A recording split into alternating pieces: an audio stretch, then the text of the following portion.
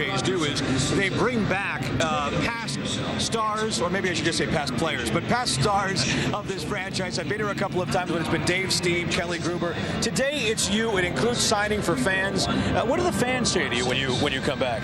You know what? I did some crazy things, not only on the field but off the field. I wasn't afraid to mix it up, and I actually put on the ground crew uniform a couple of times. And I think the fans, took that. We had a good bunch of guys when I played here, and it was, we weren't quite playoff type teams, but it was in the midst of the 2 years. Roger Clemens winning the Cy Young in '97 and '98. Had Hankin, Woody Williams, Joe Carter. There was some Carlos Delgado, Sean Green. There were some awfully good teams that I played on here that never made it to the postseason. Just bad timing. It was coincidentally right at the same time that big train in the Bronx was rolling around. How hard can it be, though, to do the turf here? I mean, the ground screw. There's like, it's all turf. There's like four spots of dirt. Well, this is a tough field. And I'll tell you what, this could be a tough transition for the Cubs. Okay. Playing on grass, and all of a sudden you get on this artificial turf. And this might be as bad a turf surface as there is in baseball. A lot of undulations. There's a lot of seams in this. And the concern's going to be when the Cubs leave here and go to Tampa, when they get back to Chicago next week, getting back to playing on regular surface. Yeah, they'll play on 2 of the 3 artificial surfaces in the league consecutively here in Toronto and Tampa. The other one, of course, being in Minnesota, where the Twins play. Now, Danny, you're not the only ex-Blue Jay coming back to this game. Also, Scotty Eyre, Ted Lilly played for the Blue Jays, and of course, Reed Johnson, who was a fan favorite here during his time in Toronto, was released in spring training in favor of Shannon Stewart, who has not played well. The Blue Jays fans, the Blue Jays media were very critical of the move, and Reed Johnson in the locker room earlier today understood why, but says he's very much glad to be coming back as a Cub instead. Yeah, I have the baseball package at home, and with us playing all day games, I get to see like a lot of baseball on TV. That's one good thing too, after, I'm sure my wife loves it, but we get home and get to have dinner and come back and normally pop on the end of the game here. So yeah, I've been getting to see these guys play a little bit. And how long did it take the shock to wear off of what happened in the spring? Really quick, actually. When we signed Stu in spring training, it was kind of something you thought about for the following 3 weeks after that's something that could happen. So it was kind of easier. It wasn't, as much of a shock as I thought. And I was just really excited for the opportunity that I had ahead of me. I knew that there were some teams interested, and once I heard, about the Cubs and their interest and how they pursued me right away, and their excitement to have me in the organization. I mean, there's no other place that I'd rather be right now, and hopefully I'm here for a long time. I played here after the White Sox. I came with the White Sox and came here, and I was in spring training here in 2001 and 2002.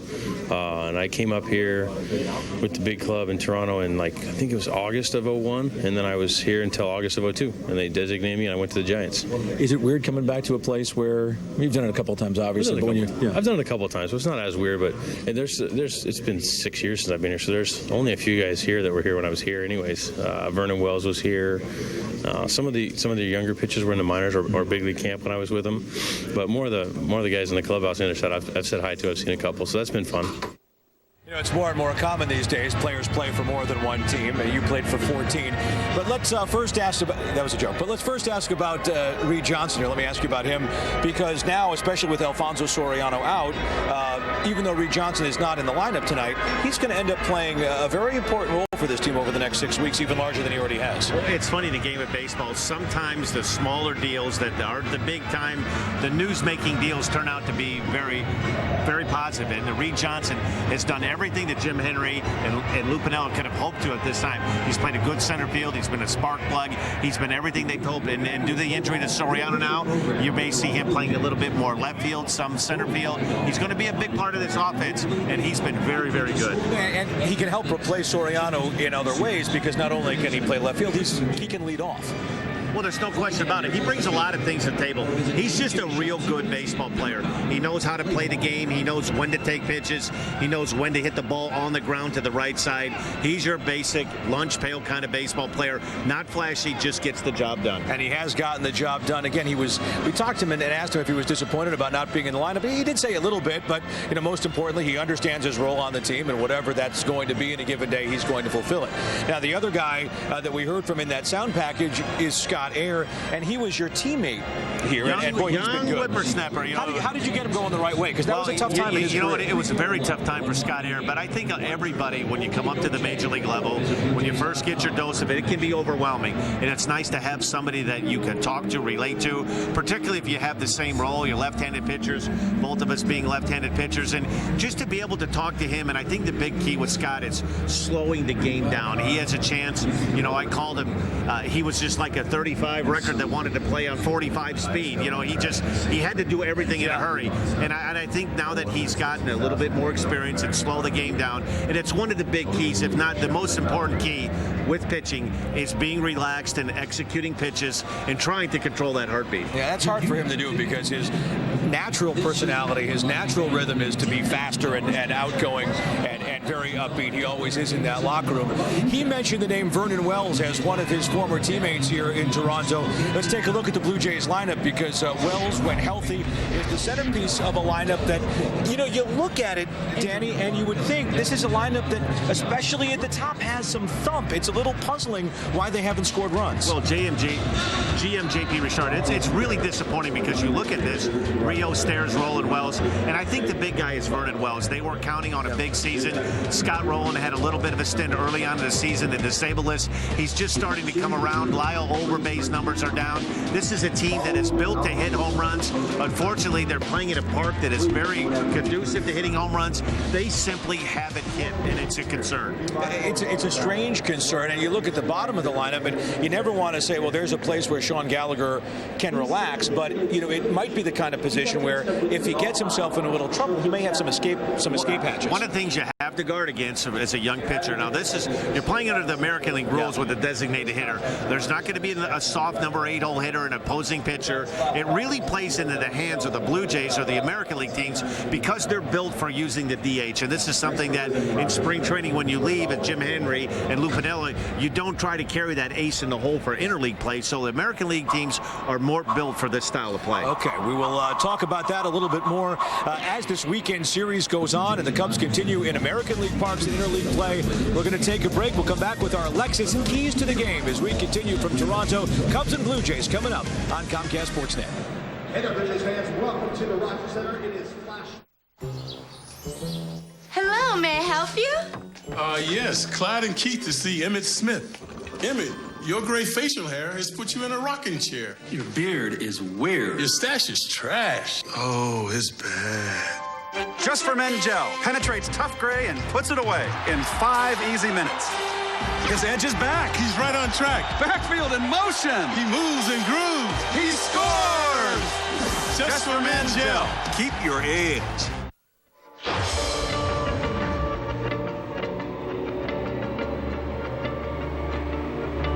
At Infinity, we believe acceleration should feel less like a quick burst of speed and more like a limitless force of nature.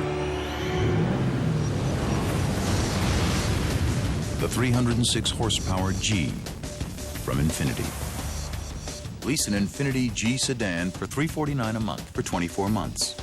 How would you like to win a Dream Seat recliner with your favorite Chicago team's logo? Now's your chance. Log on to ComcastSportsnet.com and click on the Great Escape giveaway icon to register. The Great Escape, the place for all your home recreation needs. Are you looking to improve the efficiency and productivity of your small business? International Profit Associates is the nation's leader in management consulting for small and medium-sized companies. We can provide a comprehensive evaluation of your business and offer a wide variety of professional services to fit your needs. Our business analysts will assess your company's strengths and weaknesses. From operations to tech services, IPA is full service and can help take your business to the next level. Call IPA today to take the first step toward growing your business.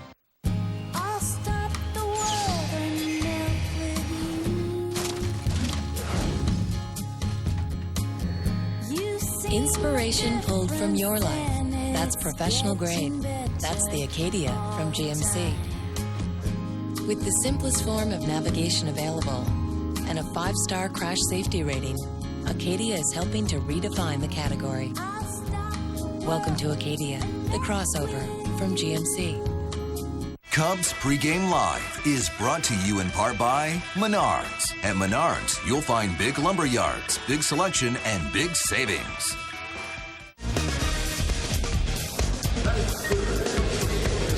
Been doing our best to spend all of our dollars here in the short time that we've been here.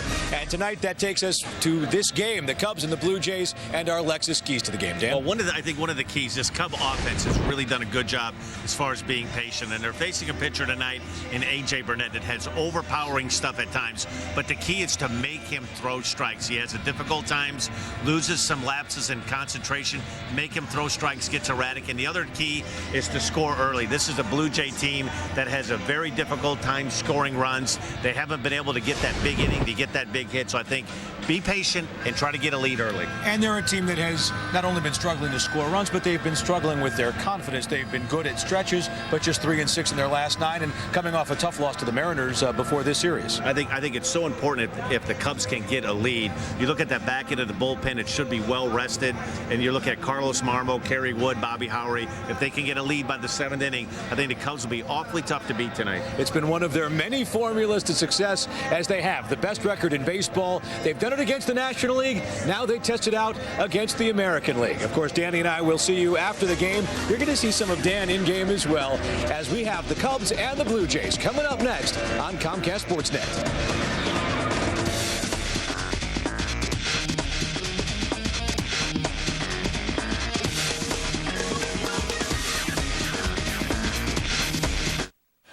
Cubs Pregame Live is brought to you by your Chicago area Lexus dealer, who invites you to test drive a Lexus today.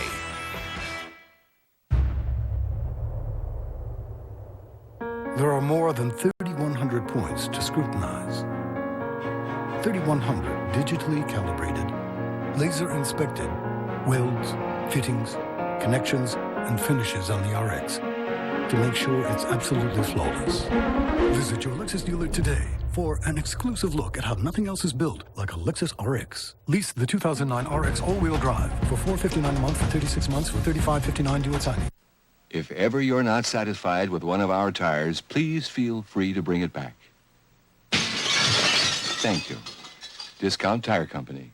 Low prices, more choices on the world's best brands like Michelin and BF Goodrich. This summer, my family didn't go anywhere, and I had the best summer vacation ever.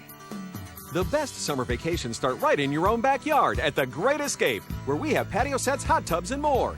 Save up to 50% on Jacuzzi, Sundance, and Cal Spa's hot tubs, like a 5-person jacuzzi for only $125 a month, or the Supreme for only $83 a month, and get 0% financing for 48 months, only at The Great Escape.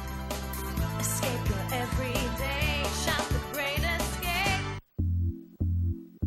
Get on the fast track to your dreams with AT&T Advanced TV, which offers a wide selection of programming and more HD channels than cable. Plus, get $50 cash back with qualifying AT&T Advanced TV plans, DVR included. TV could be a channel to where you want to be.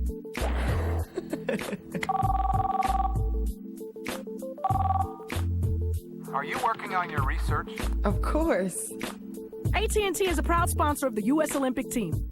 Make things easier for Dad this Father's Day with a FatMax True Laser Distance Measurer from Menards. Just press the button and measure anywhere, including hard-to-reach areas. Only $79.99. Keep your home in peak shape with Owens Corning Duration and Duration Premium Shingles on sale now. They feature Sure Nail technology for easier, faster installation. Duration Shingles on sale for $17.99 per bundle. Duration Premium are on sale for $18.99 per bundle. Save big money at Menards.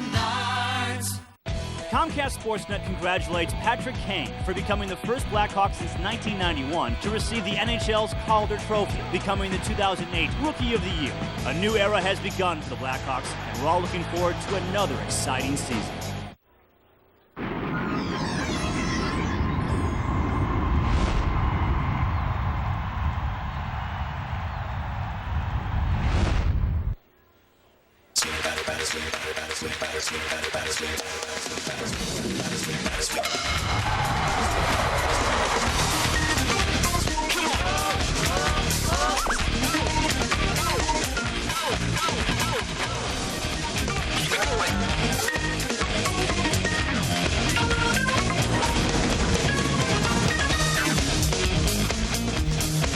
Cubs are coming off another homestand sweep as they hit the road for a dome and turf trip in their first foray into interleague play here in 2008. And we are inside Rogers Center in Toronto.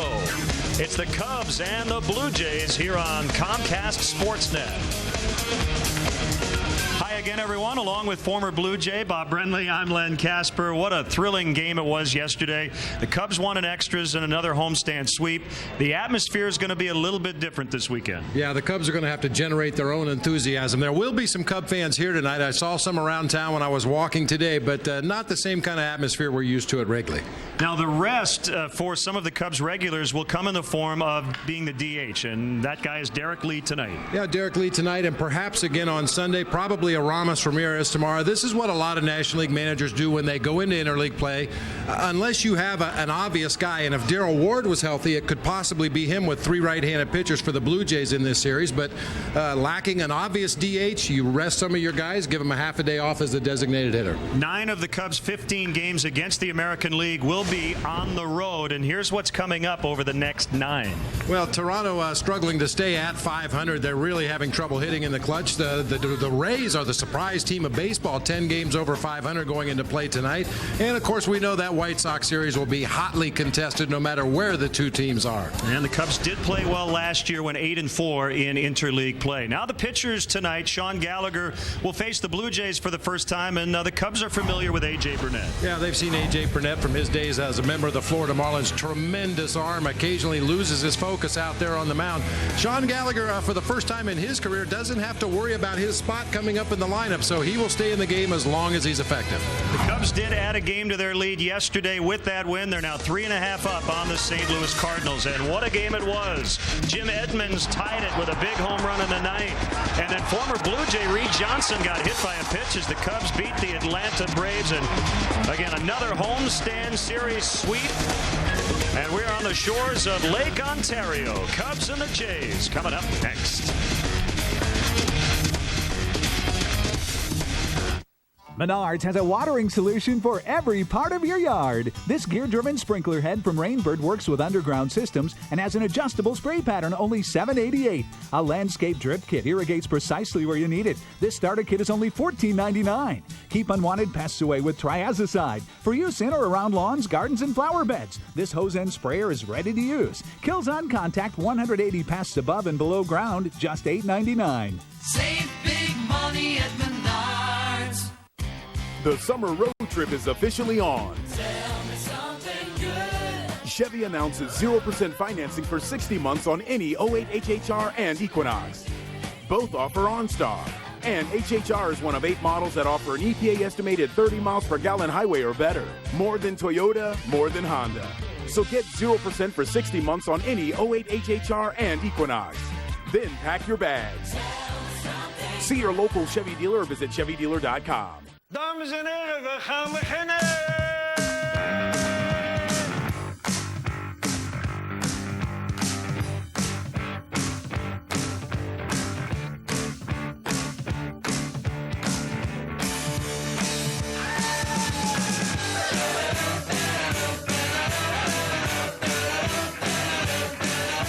Exceptionally brewed for a taste that's pure Amsterdam. Amstel Light, one damn good beer. Cubs baseball on Comcast Sportsnet is brought to you in part by Chevy. Log on now to ChevyDriveChicago.com. Check us out today, ChevyDriveChicago.com. Midas for brakes, oil changes, tires, and more. Trust the Midas touch. Your Chicago area Lexus dealer who invites you to test drive a Lexus today. Menards. At Menards, you'll find big lumber yards, big selection, and big savings. At Blue Cross and Blue Shield of Illinois, we want to give you the security to experience wellness everywhere. Geico, 15 minutes could save you 15% or more on car insurance. Cadillac, Life, Liberty, and the Pursuit. And by Southwest Airlines. With Southwest Airlines, you're now free to be more productive. Visit Southwest.com today. Welcome inside Rogers Center, the erstwhile Sky Dome, which opened in 1989, replaced Exhibition Stadium. And Bob, you spent less than half a season here, but you played in 2 home parks and had 2 managers. Yeah, 2 different managers. Jimmy Williams started the season as a skipper of the Blue Jays, was fired, and Cito Gaston took over. That was one of the best teams I ever played for, that '89 Blue Jays team. went to the playoffs, got knocked out, but a lot of very talented players and an exciting time in the city of Toronto moving into Skydome. It was just a wonderful time to be here. And head-to-head, the Cubs are 2-4 against the Blue Jays. They were here back in 2003 and then played a 3-game series at Wrigley Field in 2005. The Blue Jays winning 2 of 3 in each of those sets. The Cubs with fantastic numbers all across the board. The one thing the Blue Jays can boast is they have one of the best starting rotations, and for that matter, pitching staffs in all of baseball. And we're going to see a couple of good ones right out of the chute. A.J. Burnett, a guy who's thrown a no-hitter in his career, has 16 10-strikeout games. But he's a .500 pitcher for his career. Roy Halladay, however, tomorrow a completely different story.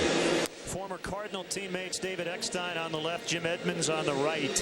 Scott Rolen also on the left side of the Blue Jays infield, so they renew acquaintances. And it's flashback Friday, and so the Blue Jays are wearing their old school road uniforms here at home as Sean Gallagher gets everything he needs to head into the dugout. He won't need his batting helmet tonight, we know that.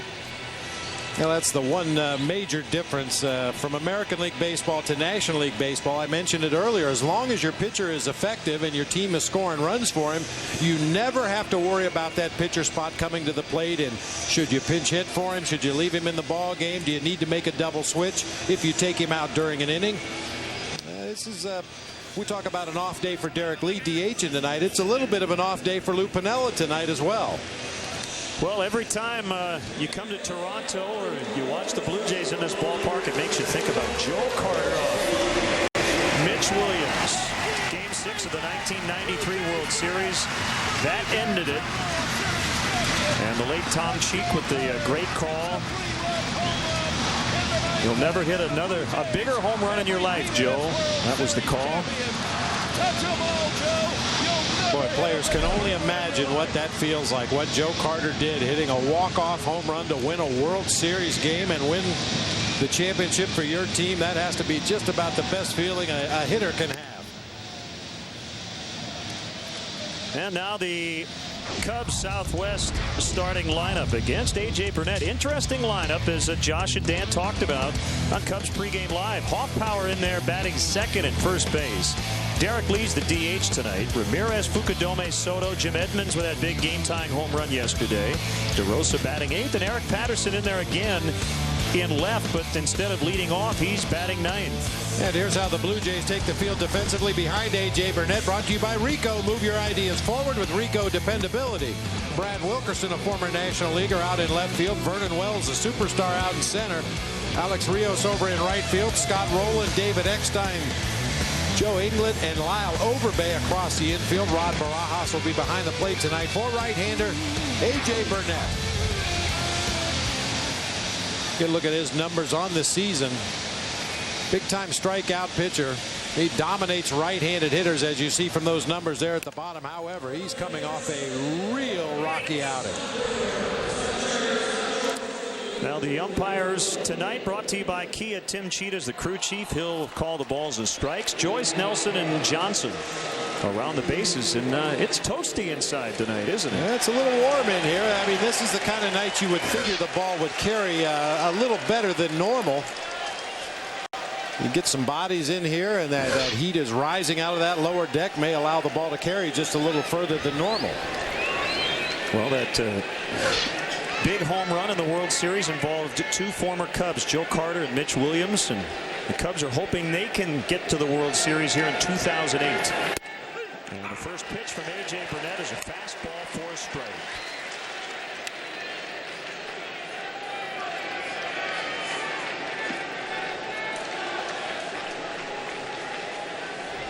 Burnett coming off a very rough start against the Baltimore Orioles on Saturday.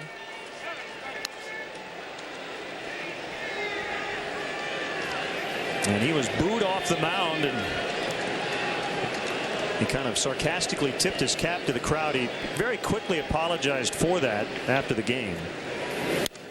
That's hit foul by Terrio. Yeah, you'll never win that battle. I mean, we've seen it at Wrigley Field over the last number of years.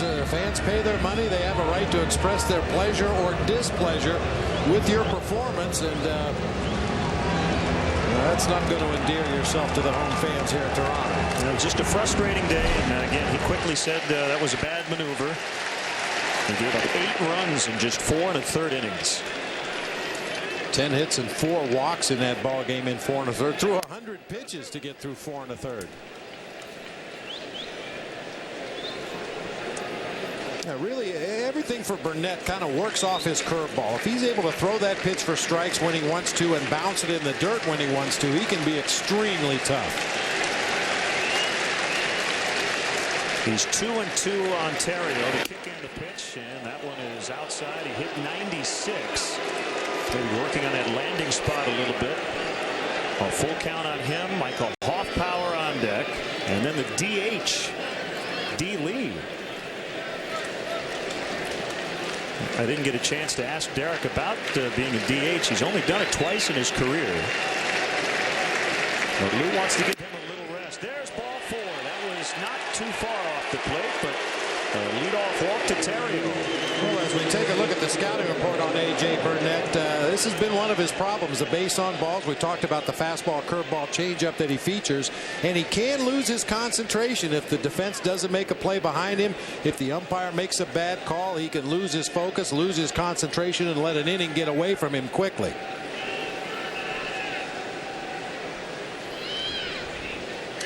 Good numbers for Hoffpower as a major leaguer. Second stint with the big league team. Well, and Len, you and I were talking before we went on the air. I think this is a perfect spot in the lineup for Michael Hoffpower. He's not your prototypical number 2 hitter, but he's a really good fastball hitter. And if Brian Terrio can get on base and open that hole on the right side, and with Derek Lee hitting behind him, he figures to get some fastballs.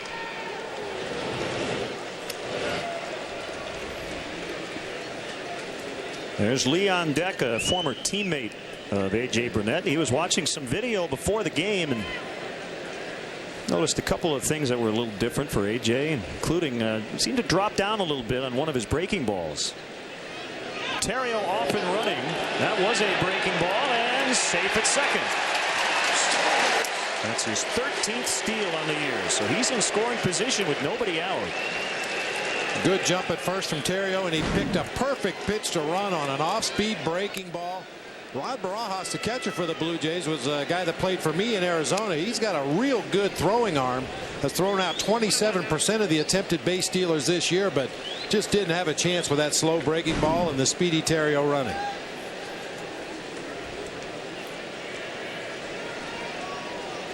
Meanwhile, 1-1 on Hoffpower. The pitch. That's inside. You know, Len, so much is made about the difference between the American League game and the National League game, and the general idea is the National League game is more of a running league. You're going to steal bases, you're going to hit and run, you're going to bunt more often than you do in the American League because of the designated hitter. So because of that, I think National League teams should really force the issue. Force these American League teams to play a game they're not accustomed with.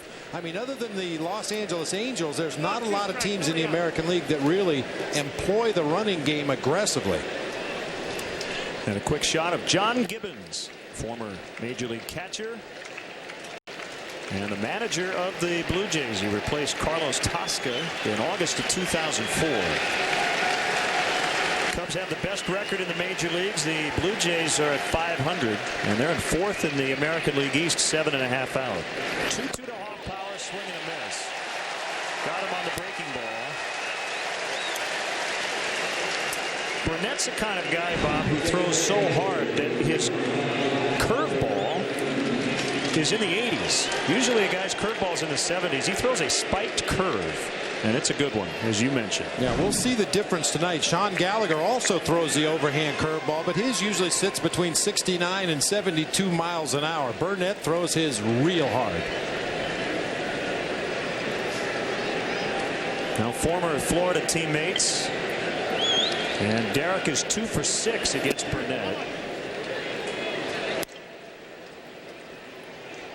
So basically, Derek is pinch hitting about 4 or 5 times tonight. That's how some guys look at it, right? Yeah, I mean, it's a tough adjustment for a guy who's used to playing a defensive position for 9 innings and taking your at-bats where they fall. swing and a miss. There may be fans out there who say, well, wait a second. You take your best defensive player and take him off the field defensively tonight. Well, that's not how Lou is looking at it. He's looking at, I either give him the night off or I keep his bat in the lineup, and he has chosen to put his bat in the lineup. And I asked Derek about it. How do you feel about DHing? Because a lot of players would rather have the day off.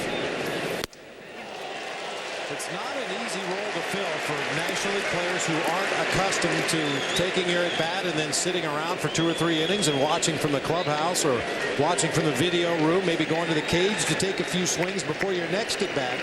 That is something that is extremely foreign to a guy like Derek Lee.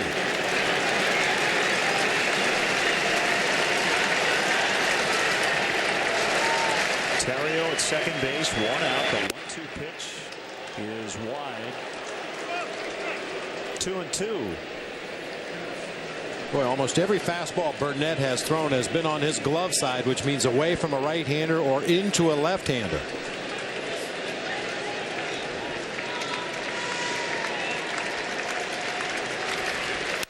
Bouncer right back to Burnett. They had Terrio caught between second and third, and instead of getting caught in the rundown, Ryan just kept on going, and he was tagged out by Scott Rolen.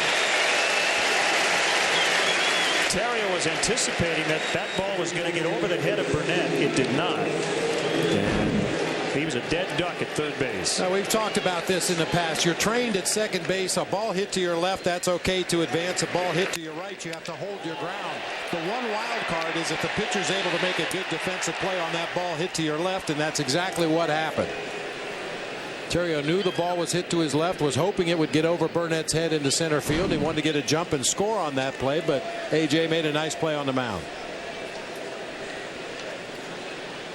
So now Lee is at first base. There are 2 outs, and Aramis takes ball 1, low and outside. He has already walked 40 times this year. Took a couple yesterday, including a big leadoff walk in the 11th inning. He would eventually score the game-winning run when Reed Johnson was hit with a pitch with the bases loaded. His career high in walks is 50. Well, I think number one, it speaks to the patience that Aramis Ramirez has had at the plate this year, and more so is maturing as a hitter. I mean, there have been seasons in the past in a tie game with the wind blowing out of Wrigley Field. He would swing at any 3 pitches you threw up there trying to hit the ball out onto Waveland Avenue. But took the walk and set the stage for the big inning. I had a long talk with him today, and I said, look, I've asked you this before, but I'm going to ask again. And he laughed, and he said, I really haven't changed my approach. He said, I'm looking for a good pitch to hit. He thought that was a good pitch, and he missed it. And it's now 2-2. He also said, I said, now when you take a walk, are you disappointed that you don't have an opportunity to, to get a hit or drive in a run? He said, no. He said, we have good hitters behind me in the lineup. So he is happy to take those walks. He also says he should have 50 already. He says, I've swung at some bad pitches late in the count. That's outside. And then I said, is it possible, I'm going back to your point about maturity, that your idea of a good pitch is more specific now than it was earlier in your career? He said yes. That's a good point. So he has become more selective just by being in the major leagues, but he doesn't view himself as a different hitter. Well, the rest of the league does, whether he does or not. And that's the important thing. Do you like my investigative journalism? I like that. Yes, indeed. Lee will run on a 3-2. There he goes. And it's driven down the right field line. This ball is slicing, and it's going to end up foul. There is a fair amount of foul territory in this park, except for right in the corners near the foul poles, or foul nets, I guess you'd call it here. They not only play baseball here, but they play football. The Toronto Argonauts of the CFL play here. As you check out the dimensions, Cubs playing on artificial turf for the first time since 2006. And the Buffalo Bills are going to play a couple of games coming up this fall here in this stadium as well. Lee runs again, and another foul by Aramis. And the CFL field is a lot bigger than the NFL field. So they have to make a lot of room, and I guess what they do is they split the stands right behind home plate and push them out into the outfield. Well, this is the very definition of a multi-purpose stadium. They can arrange it however they need for whatever event happens to be going on here. But still plays really nice as a baseball stadium. Another 3-2 pitch, and that one's hammered out toward the gap. Derek Lee on his way to third base. Mike Quaddy's going to hold him up. At first he tried to send him, but Brad Wilkerson got it back into David Eckstein fairly quickly. Now, Bob, on artificial turf, is it tougher for a third base coach to send him because throws usually on the hop, they're going to get a true hop, and the throw for that reason might be more accurate? Yeah, that's the one thing, especially this newer turf here. You're always going to get a true hop. You never see the ball hit a clump of grass and bounce one way or the other, or hit the dirt and ricochet a direction you're not expecting. It's a very, very true playing field.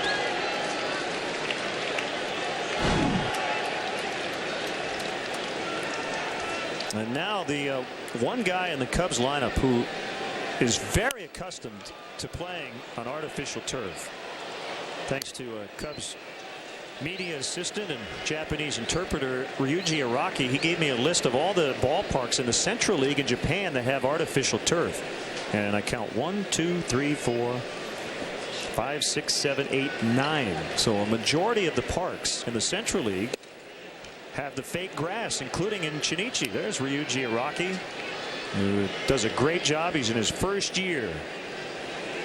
Well, he might work harder than anybody else with the organization this year. He gets all the advanced scouting reports for the team we're about to play and translates everything for Kosuke, so that he's able to digest the pitchers he's going to see, where they want to position him defensively against the Blue Jays hitters. And Ryuji's responsible for translating that advanced scouting report and turning it over to Kosuke so that he's prepared for every series. Plus, he's my seatmate on the airplane.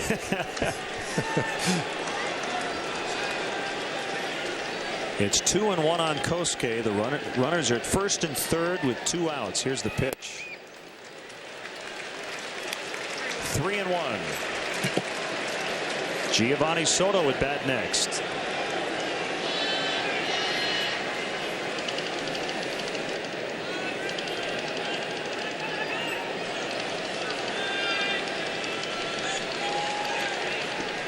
They're making Burnett work here in this inning as Fukudome walks. That's the second one given up by Burnett. And he'll have to face Soto with the bases full. Borderline down. I think Burnett might have wanted this pitch right here, but Rod Barajas didn't do him any favors the way he pushed that pitch out of the strike zone even further down. Len, getting back to Ramirez just for a moment, and his change in his game, whether he wants to admit it or not, there's a popular term now, lengthening your lineup. There have been seasons in the past where after Aramis Ramirez, it was slim pickings in the Cubs lineup. So why would teams pitch to him? But with this year's lineup and the quality hitters he has behind him in the lineup, that has obviously changed his approach at the plate and his willingness to set it up for the guys hitting behind him.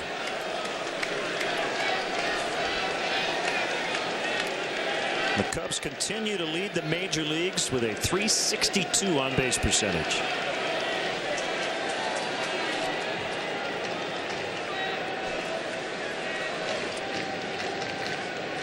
The 1-0.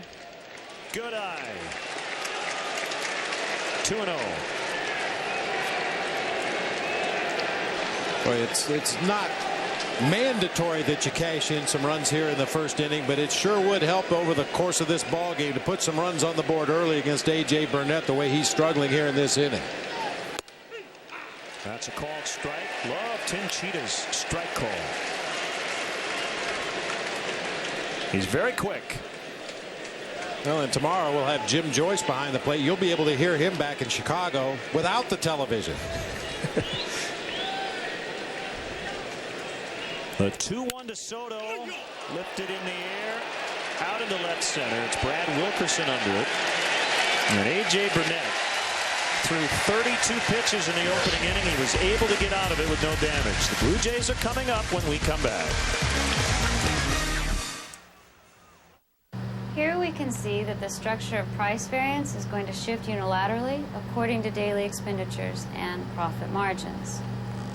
And here on slide 88 or 250, we have a contribution. That's why Southwest Airlines has 15 daily one-stop and connecting flights from Chicago Midway to Dallas Love Field, so you can always catch a later flight. And you can count on us to get you there with our convenient flights and on-time service. You're now free to be more productive. Experience a Cubs game at historic Wrigley Field. Individual tickets are available for upcoming games. Get your tickets now by calling 1-800-THE-CUBS, visiting the Wrigley Field box office, or by logging on to Cubs.com. See you at beautiful Wrigley Field. When a major hospital wanted to add on to their benefits package at no direct cost to the company, their very first word was... Aflac. Find out more at aflacforbusiness.com. Every car maker's focusing on fuel efficiency, but they've forgotten about the power. At Nissan, we do more with a drop of fuel than any other manufacturer. The dependable Altima, versatile Sentra, and reliable Versa. 3 performance sedans with 31 miles per gallon or higher. Lease the Nissan Altima for $199 a month, or get $1,500 Nissan cash back on Sentra. Nissan sedans. Lean, mean, driving machines. Now let's check in on the Blue Jays Southwest starting lineup. Alex Rios will lead it off in right. Former Cub Matt Stairs is their DH. Scott Rolen in third. Vernon Wells recently came off the DL. He's in center. It's Overbay at first. Barajas back to the plate. Brad Wilkerson was with Seattle earlier this year. He's now with the Blue Jays. Joe England at second base. Aaron Hill's on the DL with a concussion. And David Eckstein will hit ninth. And here's how the Cubs take the field defensively behind Sean Gallagher. Brought to you by Rico. Move your ideas forward with Rico dependability. Eric Patterson, Jim Edmonds, and Kosuke Fukudome across the outfield. Ramirez, Terrio, DeRosa, and Hoffpower across the infield. Giovanni Soto doing the catching for right-hander Sean Gallagher. First start for Sean in a week. Took a loss in his last outing at Los Angeles. And he finds the outside corner against Alex Rios. Get the numbers for Gallagher. He wants to work quickly. Missed on a curveball, 1-1. Rios with 15 stolen bases, far and away leads this Blue Jays team. So obviously a guy you'd like to keep off the bases. Hit foul.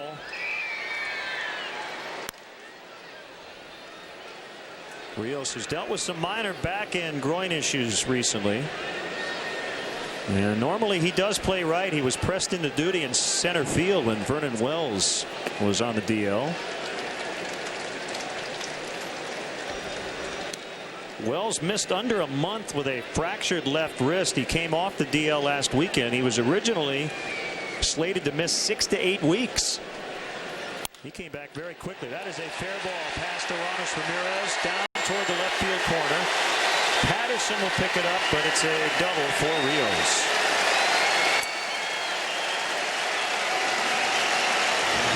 This is an offense, Bob, that when you look at the rankings, they're down near the bottom of the American League. They do get on base. They're third in the AL in on-base percentage, but they've hit into a lot of double plays, and they have not hit well with runners in scoring position. Yeah, with runners in scoring position as a team, they're hitting .235. With runners in scoring position and 2 outs, they're hitting .201. Talked to a former teammate of mine, a former Blue Jay, Rance Mullenix, doing some TV work for the Blue Jays, and he thinks the reason that the Cubs have been so effective is because they have been patient. Rance Mullenix feels that the Blue Jays have been too patient in those situations with runners in scoring position. Falling behind in the count. There's Razor. Falling behind in a lot of counts with runners in scoring position and then forced to chase pitchers' pitches. 1-1 on the former Cub, Matt Stairs. Yeah, they're 28th in the major leagues with a .235 average with runners in scoring position, and they've grounded into the most double plays among all 30 teams, 78. Outside corner strike, 1-2. Good numbers for Stairs in interleague action. He started the year splitting time at left with Shannon Stewart. Frank Thomas was their DH at that time. Check swing, and he went around. And that's the first out for Gallagher.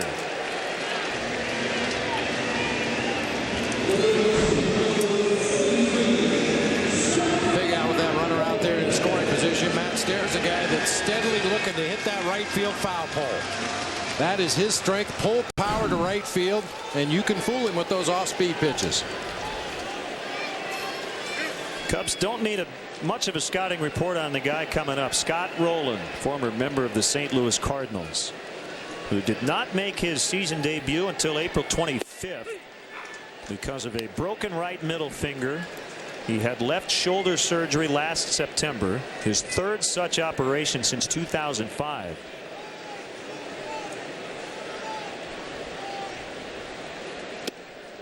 Inside.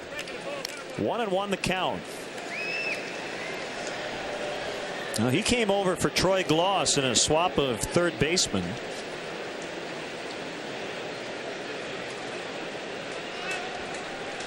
The pitch. High and deep to right center. Edmonds, Fukudome, and it's Jim to make the catch. Rios went back to tag at second, and he ends up at third.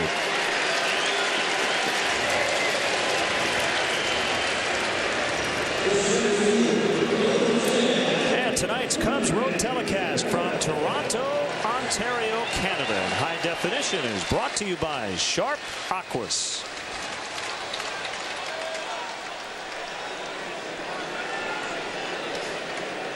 Here's Vernon Wells.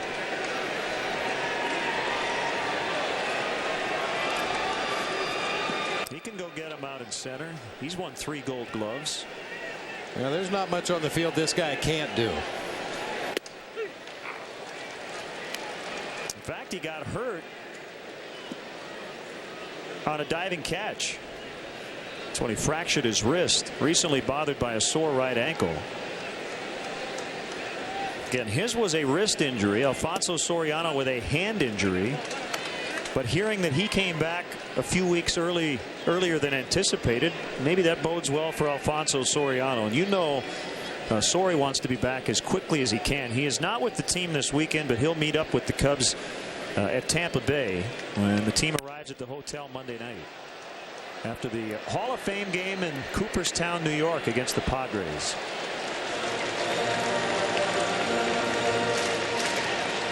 And as part of the rehab, he's got to be careful with that hand, but he's also going to make sure that his legs are even stronger when he's able to come back from the DL. He was really starting to run well. Good block by Soto with a runner at third, 2-2 on Wells.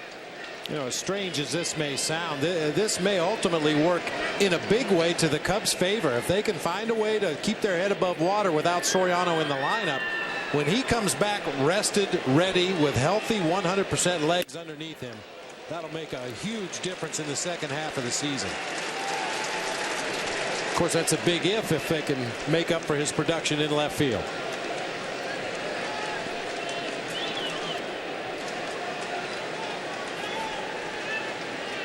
Soto slides toward the outside part of the plate. Pitch caught a lot of the plate, and Wells pops it up into short center, where it's hauled in by Jim Edmonds. Leadoff double. No runs. We are scoreless in Canada after 1. I am your idea. Color me. Get me noticed. Make me shout. And stand out. Give me Rico color that always works. I am your idea. Make me brighter. Make me shine. I am your idea. Get me in there. Make it happen. In flying colors. It's you and me, and here we go. With Rico. I have written my story upon these pages. I've been a cup. I've been a plate. I have worn smooth the handles of hammers and shovels. I've wrestled with barbed wire. I have never turned the pages of a Swedish furniture catalog. I'm always dirty, but my conscience is always clean. You're out here for a reason. So are we. Tractor Supply Company. The stuff you need out here. Now more than ever, you want to get the most for your money. Look no further than the rugged V6 2008 Kia Sportage. Fuel efficient, 5-star safety rated, backed by an industry-leading warranty, and it's priced about $6,000 less than a Toyota RAV4 Limited. Or to put it another way, a whole year's worth of groceries less. The 2008 Kia Sportage. It's money well saved. The 2008 Kia Sportage, starting at just $16,725. Tomorrow, interleague action continues as Aramis Ramirez and the Cubs take on Vernon Wells and the Blue Jays in high def. Coverage starts with Lexus Cubs Pregame Live. Cubs Blue Jays in HD tomorrow at 11:30 on Comcast Sportsnet. Fans' best friend. Before, during, and after the game, Comcast Sportsnet has baseball covered this summer. From extensive pre- and post-game coverage to the most in-depth news in Sports Night, the best coverage of Chicago baseball is on Comcast Sportsnet. Fans' best friend. Second inning as Jim Edmonds hits a tapper. Burnett off the mound quickly, and he flips to Lyle Overbay. So 1 pitch and 1 out. That's certainly what A.J. Burnett wants, quick outs. After throwing over 30 pitches in the first. Time to check out tonight's Menards Big Lumber stat. Mark DeRosa's been hot, and that includes on the road as well, which has been good to see. Got off to a slow start away from Wrigley Field, but he had a really good trip in Southern California.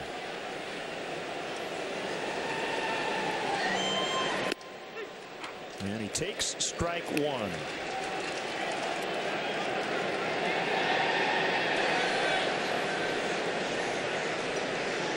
A lot of Cub fans here north of the border.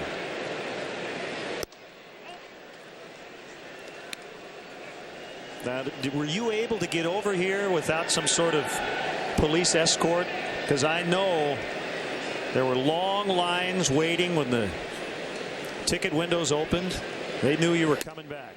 You and Dan Plesac, the returning heroes. Yeah, Reed Johnson, you know, whatever. But yeah. Bob Brenly and Dan Plesac are back. Hey, there are still people that work with this organization that don't know I was with this team. Very, very limited playing time in my Blue Jays career, but I got to tell you, it was an exciting time as DeRosa hits a one-hopper right to England at second base, easy out over at first. As I mentioned earlier, moving into Sky Dome was just as exciting as it could be. It was the Taj Mahal of ballparks at the time with the retractable roof, and there was just great enthusiasm in the city for the ball club. I mean, this place was filled every night. Perhaps some of it was just the novelty of the ballpark, but as a player, you don't really care why the people come. You just want to see them in the seats. Restaurant and hotel out there in center. And at the knees for a strike on Eric Patterson, getting his second straight start in left since coming back from Iowa, where he was playing second base.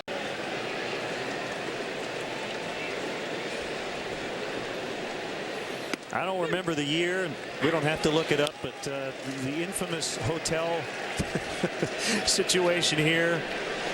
Just got to make sure if you're coming here and you're going to stay at the hotel here at Rogers Center that just understand that the cameras can find you.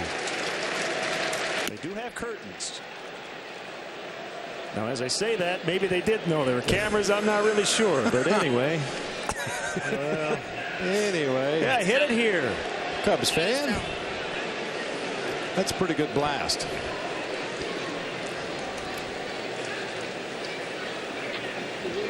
Well, what a way to watch a ball game, huh? Kick your feet up. Room service. You don't like that shot. He needs to put some socks on. No, you're not a feet guy. Not necessary to see those feet. It turns away Patterson. Now, what were the rules on the flights again with the Diamondbacks? Basically, I don't want to see your toes. Is that what it was? No sandals. Okay. We're allowed the guys to wear jeans and collared shirts. A lot of the trips, as you know, Len, we had to get in the middle of the night and didn't really see any reason to impress the bellboys with our ties, so anything but sandals was good. I got you. Cubs go down in order, still scoreless.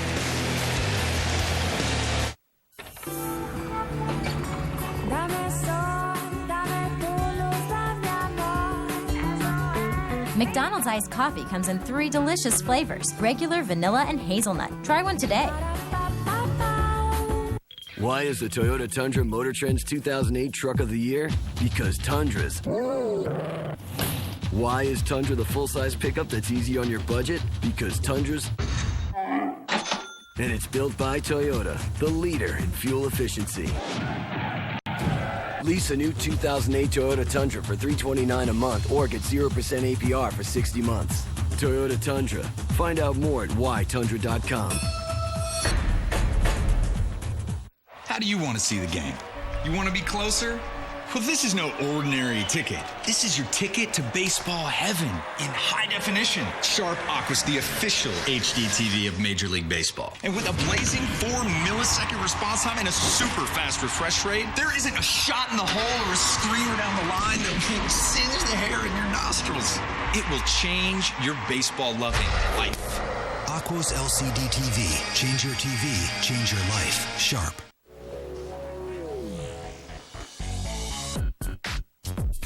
Feel the joy with McDonald's and Coca-Cola. And right now, grab a large sweet tea, Coke, or other soft drink for just $1. Cool.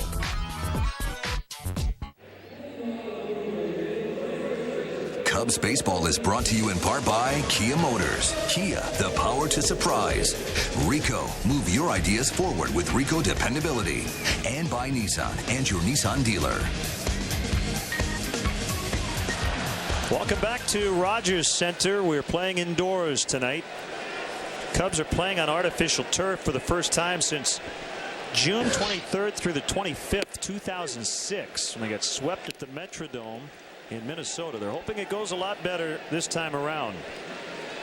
The next series will also be inside at Tropicana Field in Tampa Bay. 0-2 Gallagher pitching to Lyle Overbay, the Blue Jay first baseman. Although they have the option here to open the roof, not so at Tampa Bay. Awkward swing, strike 3. That didn't take long. Sign up for a subscription to Vineline, the official monthly magazine of the Chicago Cubs. Vineline offers exclusive player features, team analysis, and minor league coverage in print and now available online through the Cubs Club on Cubs.com. Visit the Cubs official website to order Vineline today. Ted Lilly, the former Blue Jay, will start on Sunday against right-hander Jesse Litch. So you have Lilly coming back to pitch against his former team. And I have to remember, please remind me tomorrow, Bob, I have to ask Lou Piniella about Jesse Litch. He was once a bat boy and a PR intern for the Tampa Bay Devil Rays. He was the bat boy 1 year while Lou was the manager there. Now, you know, Jesse Litch remembers that. I'm curious if Lou remembers him. I would guess not, but you never know. He's off to a great start. He's 7-2 with a 3.42 earned run average. That's a pretty neat story, isn't it? Oh, yeah. You see it happen from time to time. Craig Counsell used to be a bat boy for the Milwaukee Brewers when his father was employed by the Brewers and now plays for Milwaukee.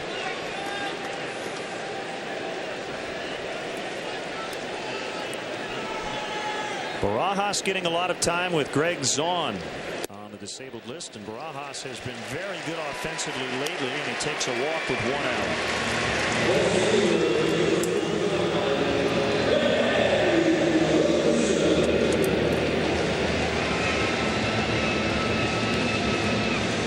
Here's Brad Wilkerson, who has now played for both Canadian teams, the Expos and now the Blue Jays. And as you can tell, he's patient. He's hitting just .239, but his on-base percentage about 90 points above his batting average.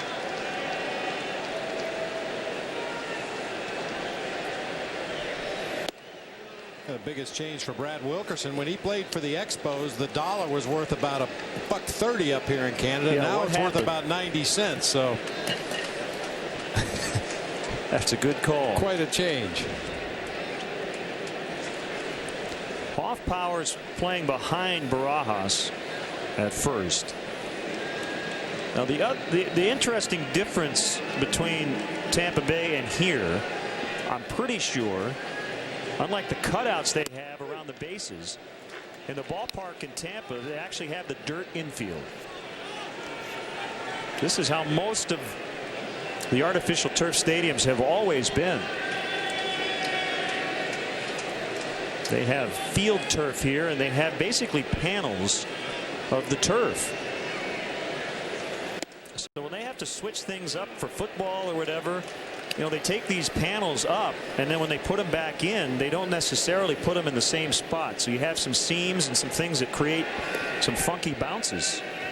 But it's not nearly as fast as the old AstroTurf that you played on. Yeah, it's not like a jigsaw puzzle where the pieces only fit in one place. They're uniform throughout the stadium, so as long as it's a piece with green on it, you can drop it anywhere on the field you see green. Runner was going, and Wilkerson hit it foul. Yeah, that old AstroTurf, I'll tell you what, that ended and ruined more careers than any other single thing in professional sports. Just absolutely horrible on the human body. Not to mention the way it affected a baseball game.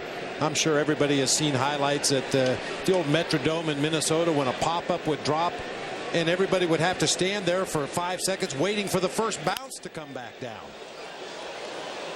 This new field turf it plays much more like natural grass, much truer bounces. You don't get that trampoline effect, and supposedly a lot easier on the knees and the ankles. Now the only dirt is actually where the bases are and the mound. The warning track all the way around the field is the field turf that's just painted red/brownish.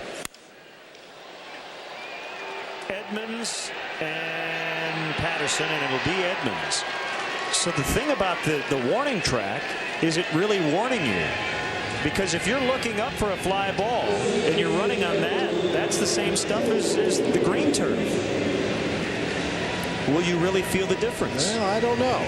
I didn't make my way out to the warning track in the outfield today. I'm not sure if they have that filler in there that would give an outfielder a different sensation. Somebody dropped a locket out there. I think in some of these field turf stadiums, a lot of that is, it's like tire rubber. Rubberized, yeah. And as an outfielder running back toward the wall, you wouldn't really notice a difference when you step from the grass onto the warning track.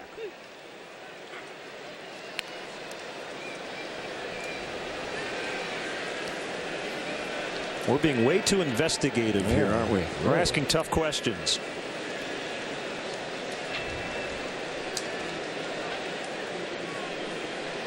Joe Inglett's playing second.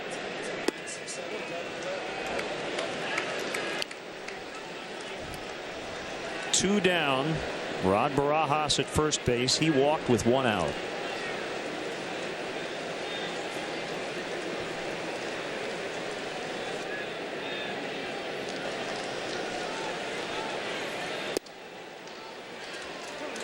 Our producer tonight is Pete Toma. Bob Albrecht is back home. A big family weekend. His daughter Lily is graduating from DePaul University School of Education. One of 10 students graduating summa cum laude. Nice going, Lily. Bob and his wife Kathy are very proud. And a base hit to left in front of Patterson. So 2 on for David Eckstein. Has a job teaching 4th grade in Libertyville. So we're very happy for Lily. Her roommate Rosa Presta also graduating summa cum laude. That's a pretty smart dorm room right there, isn't it? I guess so. Nothing like the dorm room I was in. That's for sure. I guess the key was to be next to that dorm room. There you go. So Bob will be back with us in that Tampa Bay series. Our director Dave Turner is with us, along with Tamara Anderson, our associate producer. Great to meet the TV crew here in Toronto. It's my first time in this ballpark. One thing we know, we won't have rain problems on this trip, except for maybe Monday at Cooperstown. Although they did have, I believe it was an 8-minute rain delay. That's right. The very first time they tried to close the roof quickly, they got reports that weather was on the way, and unfortunately the weather came before the roof completely closed, and there was a strip down the bleachers on the third base side, across home plate, and back up the first base side. Just like a big stripe where the rain was falling before the roof could completely close. Things that make you say, We have a roof, but we have a rain delay. Eckstein really chokes up on the bat, and that's into center. Edmonds will make the catch knee high as he robs his former St. Louis teammate David Eckstein. That saved possibly a run. You had to catch a Barajas going from second base, but nicely done by Jim Edmonds. He just gave a little laugh towards Eckstein as they passed one another on the way to their respective dugouts. Still 0-0.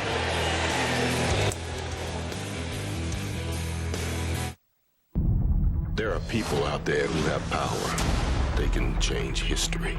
It's up to people like me to stop them. Welcome to the wall. From the director of The Bourne Identity and Mr. and Mrs. Smith. Only God should have this power. Jump into action with Jumper. Now available on DVD and Blu-ray High Def. This copyrighted telecast is presented by authority of the Chicago Cubs and may not be reproduced or retransmitted in any form. And the accounts and descriptions of this game may not be disseminated without the express written consent of the Chicago Cubs. It's game time. Skybox is right up here in section La-di-da. How's everybody doing? Can anybody tell me what inning we're in? All right, boys, we take it back to high life. See, the high life is about sitting in the sun and watching your favorite pitcher get lit up. Take him out. And they can't even hear me through this glass. Come on, boys. Need to smell me a hot dog or something. Just know I'm alive. Woo! Let me pass out some high life. That's what I'm talking about.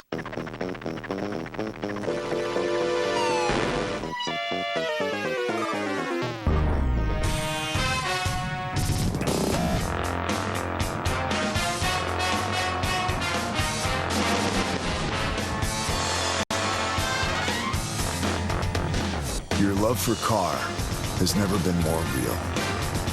Introducing the first ever Pontiac G8 GT, the most powerful car under 30 grand. We get into the third inning, and it's the top of the order for the Cubs. Terrio, Hoffpower, and Lee.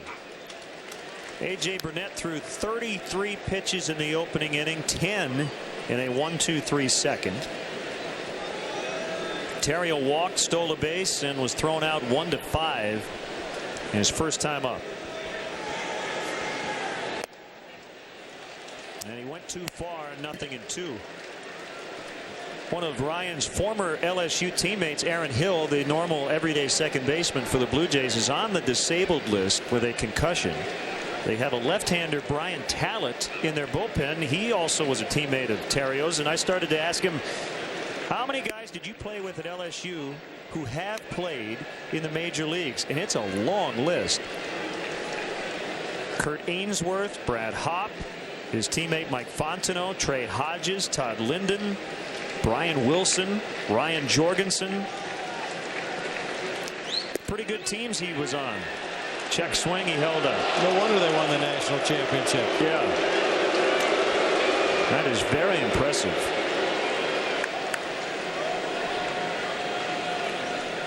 Well, you see that happen more and more. The premier programs in college baseball. I believe when Arizona State was playing in the Super Regional, there were 23 players on the field who had been drafted. Between Arizona State and the team they were playing against, it doesn't come to me right now. That's a foul ball as Ryan broke his bat. Fresno State, that's who they were playing. You got it. Boy, a nice running catch coming straight in. The toughest play for a center fielder is that humpback line drive straight at you, and Jim Edmonds able to come in and make the catch and then loses his footing afterwards. A little smile from David Eckstein right there. Edmonds says, you know better than to hit it out there. Mike Quaddy is the outfield coach and handles all the positioning. Boy, it's so important, Len. We talk about all the time guys taking the ball off the bat during batting practice, but especially when you're coming to a unique ballpark like the Rogers Center here, to see how the ball carries, to see what the background looks like. Rios was playing in, and that makes it a relatively routine catch.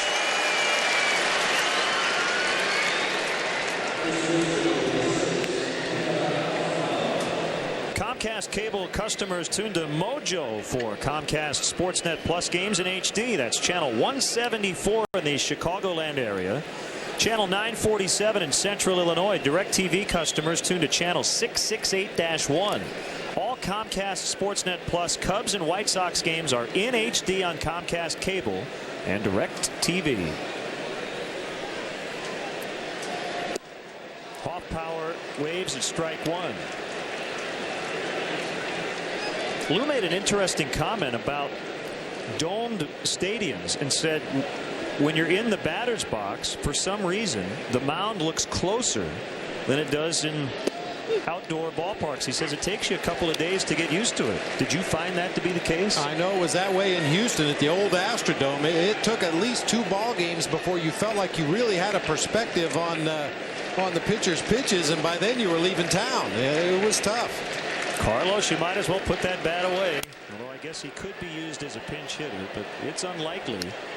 Lou showed a lot of confidence in his ace, having him hit in the bottom of the 7th yesterday with his team down a run and runners at first and second. Lou said, I didn't have anybody else who was hitting as well as Carlos. Around 370 when he took that at bat. He then walked the leadoff hitter in the 8th and was taken out. Off power missed that, and he has now fanned twice.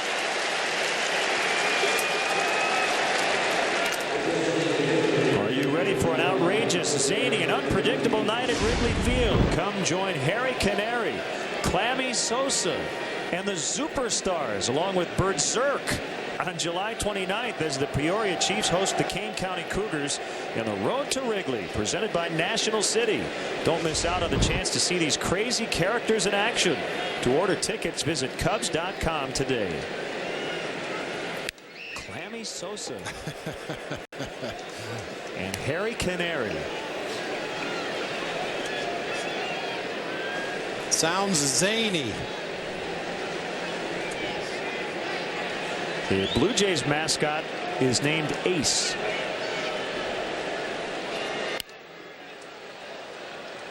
I know you were hoping that Youppi would make an appearance, going back to the Expos days.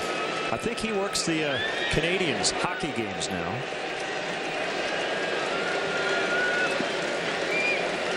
Well, I always said Youppi was a puckhead.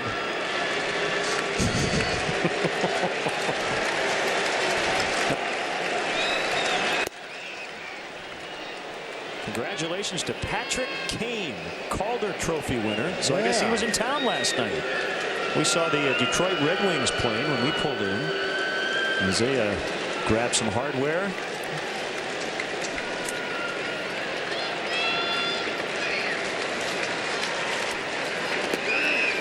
So Kane, the Rookie of the Year in the NHL. They like hockey just a little bit here in Toronto. Oh, you think? Whoa, it's a religion. Yeah, they had the NHL awards ceremony here last night, and looking at the sports highlight shows, that was the top of the show. That was a little higher on the list than even the NBA Finals.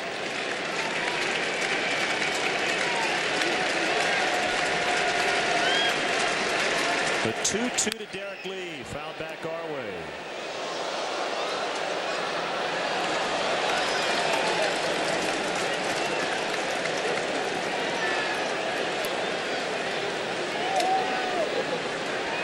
Well, one of the big controversies up here is the Hockey Night in Canada theme has gone away from CBC. That's a big, big story.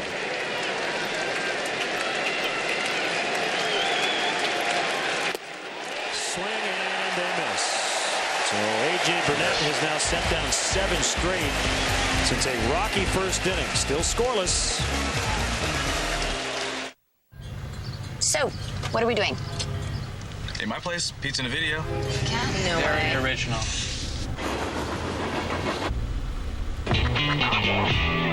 How about Chili's?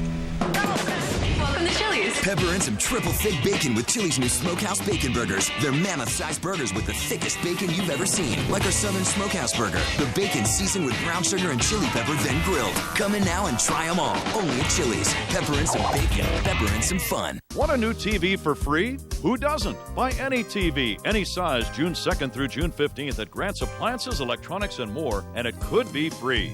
Pat Hughes here from my good friends at Grant's. Your TV could be free if either the Northsiders or the Southsiders win the baseball championship in October. Digital's coming. Don't wait. Buy now at Grant's. Any Sharp, LG, Samsung, Sony, any TV at Grant's could be free June 2nd through Father's Day. Only at Grant's Appliances, Electronics, and more. There are more than 3,100 points to scrutinize.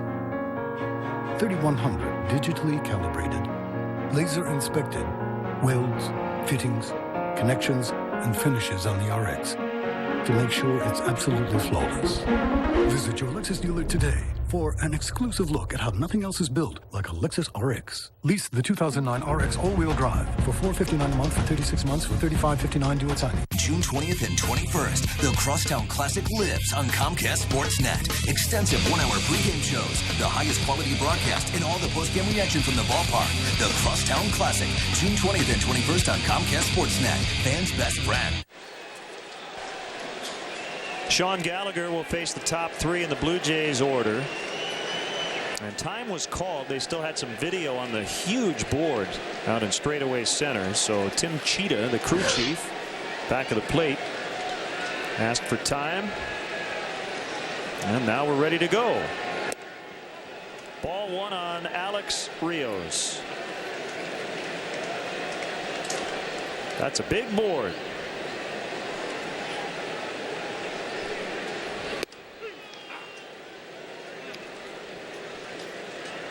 Yeah, it was always exciting to step into the batter's box here at what was then Sky Dome and see your batting average in 15-foot-tall numbers. That'll be a fair ball for Rios. And he has another extra base hit. He is 2 for 2 with 2 doubles. He led off the bottom of the first, but did not get past third base.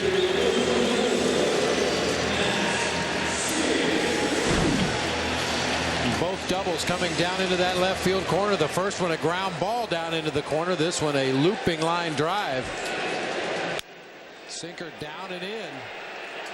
Have to believe you're going to have to make an adjustment on Alex Rios and force him to prove he can hit something out over the plate. He can handle that ball in. He's shown that already in 2 at-bats. All right, I have a trivia question for you. It's not the big one, the Aflac, and I'm going to give you a hint by doing it right now. Matt Stairs just hit a long 2-run homer.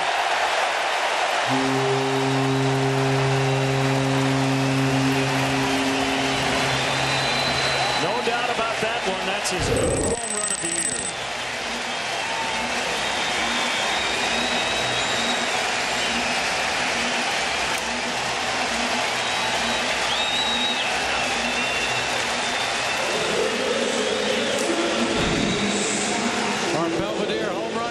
We talked about Matt Stairs after his first at bat. This is what he lives to do. Take those middle in pitches and lift them high in the air to right field. He's a dead pull hitter and put that one up in the second deck in right field. So with one swing, it's 2-0. All right, here was the question. Mark Grace was the Cubs' everyday first baseman from 1989 to 2000. And the question was, who replaced him at 2001? Matt Stairs. Yeah.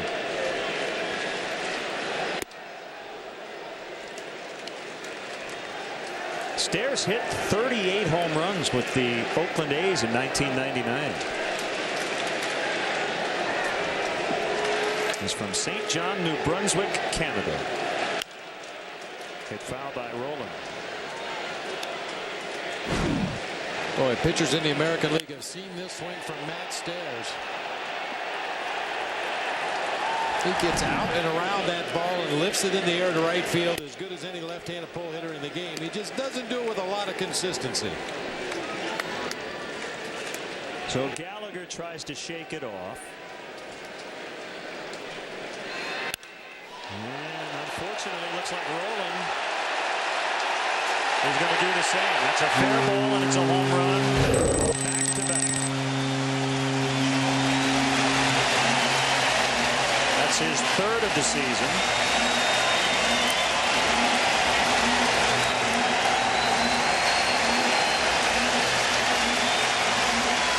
And Larry Rothschild will head out. Scott Rolen, a real good low ball hitter, and look at the location of that fastball down around the bottom of the knees. Our second Belvedere home run replay of the inning. Scott Rolen golfing one down the left field line for a solo homer. It's been a while for Scott Rolen. That is his first home run since May 7th.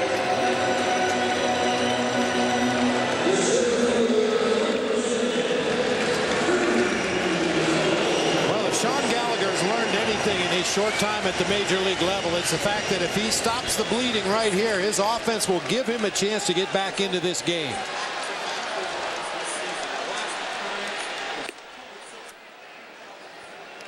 First time this year the Blue Jays have hit back-to-back home runs. They were tied for 12th in the American League in home runs with 43 coming in. That's an easy hop for DeRosa as he throws out Vernon Wells.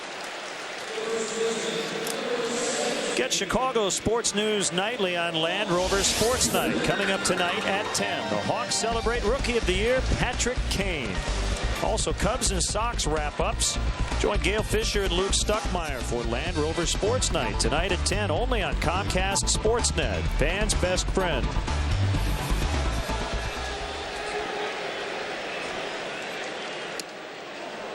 Breaker is way inside on Overbay.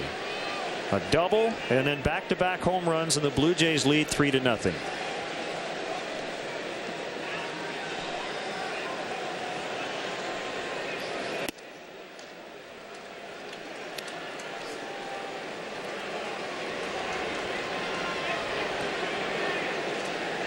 All sorts of interleague action around baseball. We'll try to keep you up to date. That's slicing, and it's just fouled by less than a foot.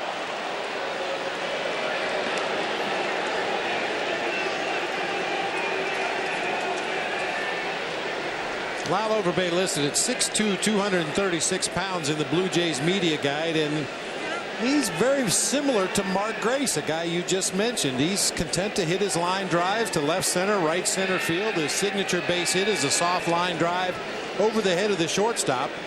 Certainly on occasion he can generate a lot of power, but he's more of a contact average hitter than a power hitter.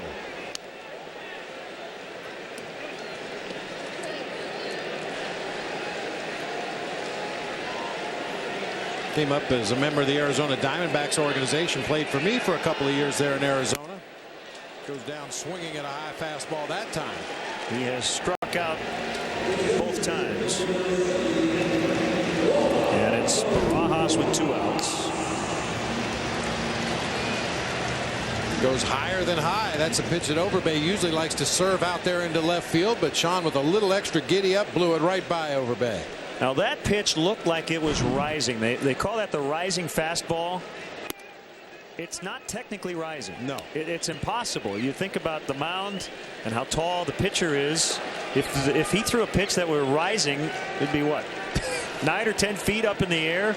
But I guess it doesn't dip as much. It does, yeah. The effect of gravity isn't as much when you get that pure backspin on the baseball and get all those seams working against the air. It holds its line much better than guys who maybe don't throw quite as hard, and the gravity takes that pitch on its way to home plate, and it tends to go down toward the ground a little bit.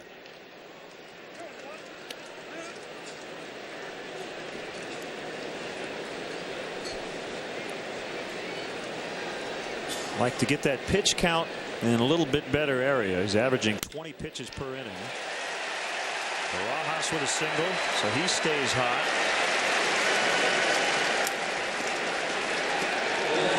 And that keeps the inning alive for Brad Wilkerson. Barajas came in hitting .346 over his last 25. Hey, Cub fans, Cubs games are now on Comcast Sportsnet on demand. Comcast customers go to digital channel $9.99. Then look for Comcast Sportsnet and watch Cubs games on video on demand. Comcast Sportsnet, fans' best friend.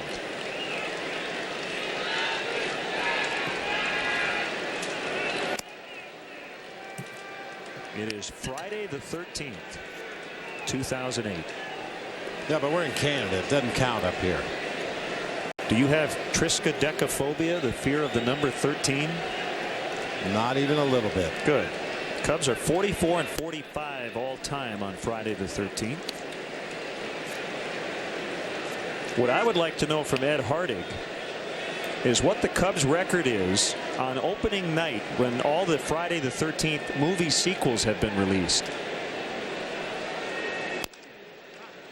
No, that's not fair.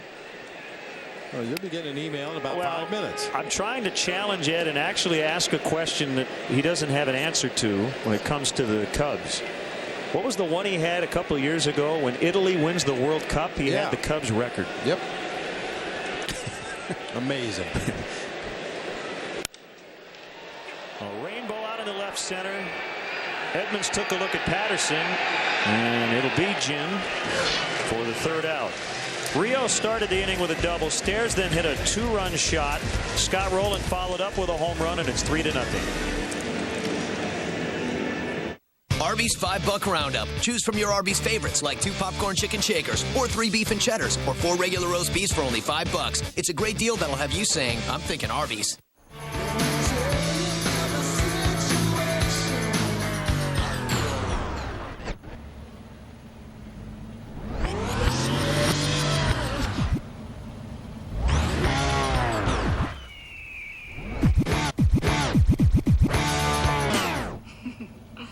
Rocking performance, exceptional control. Destination tires with Unity technology, only from Firestone. Bank of America offers the opportunity to see Wrigley Field like you never have before. Take a 90-minute guided tour and check out the press box, locker room, dugouts, and much more. Tours are available on select dates and can be purchased by calling 1-800-THE-CUBS or by visiting Cubs.com. Here's the good news about the Chevy Impala Luxury Edition. It's loaded with all the comfort and style you're looking for. And OnStar with turn-by-turn navigation standard for 1 year. It's impressed even the toughest critics, our owners. Here's some more good news. Qualified buyers can get 0% APR financing for 60 months on an 08 Impala. Log on now to ChevyDealer.com. After the game, stay tuned for Lowe's Cubs Postgame Live. Analysis with Dan Plesac. Highlights, press conferences, and interviews from the stadium. Lowe's Cubs Postgame Live. After the game on Comcast Sportsnet. Fans' best friend. Time for tonight's Aflac trivia question. There are players in uniform tonight with a lot of award hardware. Can you name the active members of the Cubs and the Jays who have won a World Series MVP, a Rookie of the Year, a Cy Young Award, and a batting title?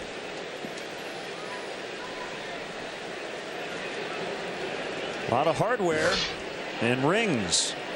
We'll get into the answer coming up in the bottom of the inning.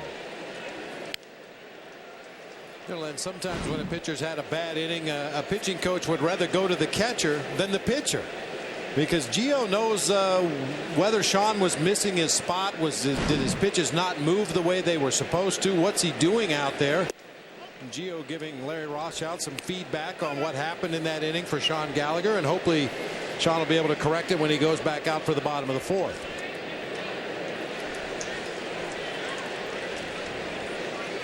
Ramirez is 1 for 1 tonight. He's facing a guy, A.J. Burnett, who is the only Blue Jays starter with an ERA above 4. That's how good this rotation has been. They have 7 complete games, most in the majors. And their starters with a 3.61 earned run average also leading the way. And you'd really like to win tonight, Bob, because it's not going to get easier tomorrow. Roy Halladay, who's the best starting pitcher nobody knows about, because he has toiled up here in Canada for a long time, will start for the Blue Jays against Jason Marquis.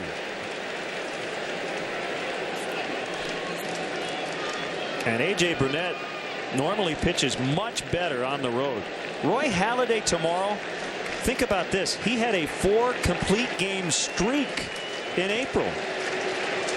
4 straight starts, he went the distance. And you don't hear about it. No, nobody knew about it other than people who really follow the game closely. If he were a Yankee and had 4 straight complete games, he'd be leading off the sports news around the country every day. They'd already given him the Cy Young Award. Swing and a miss. Rare strikeout for Aramis. That's 3 in a row now for Burnett. He seems to be getting stronger. Well, he's starting to use his fastball on both sides of the plate. This time a little tailing fastball up and into Ramirez off the plate. Well, if you stay too one-sided against any major league offense, they're going to make you pay eventually. And early in the game, Burnett was just pounding away at that outside corner consistently with both his fastball and his curveball. Whoops. A.J. Burnett, when he's pitching well, is the definition of effectively wild. I think a lot of hitters around baseball will tell you that he's one of the more uncomfortable at bats, because you're not always quite sure where it's going. That's because he's not always quite sure where it's going. Throws one pitch 4 feet off the inside corner, makes Fukudome tap dance out of the batter's box, and then paints the corner with the next one. He's from North Little Rock, Arkansas. Was an 8th round pick of the Mets back in 1995. Second major league team. He was with Florida and now the Blue Jays. He had 5 shutouts for Florida back in 2002. That led the majors that season. He threw a no-hitter the year before. He walked 9 at San Diego.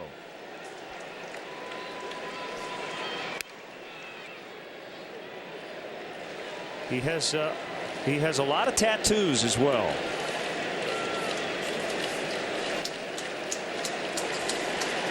Has a rock band called Mad Inc. Remember Tim Spooneybarger? Sure. Tommy John surgery in 2003. Also in the band.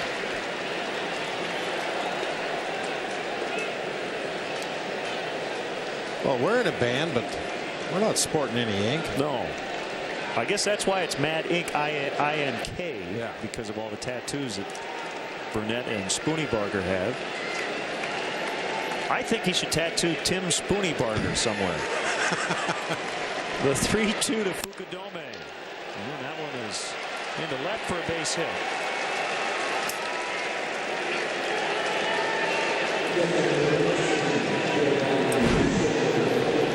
Well, this is the approach we got used to seeing from Kosuke in the early season, taking that pitch even though it was on the inner third of the plate.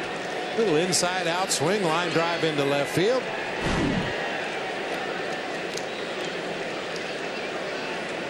Boy, Gio Soto was really upset with himself back in that first inning with the bases loaded. He flied out to left field and just missed a pitch.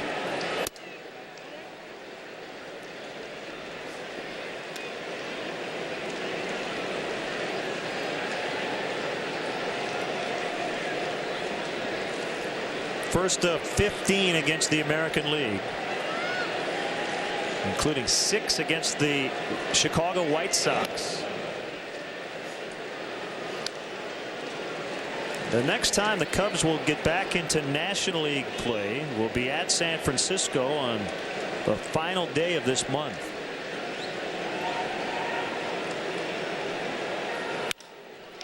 Drilled to left, but it's going to hold up there for Wilkerson.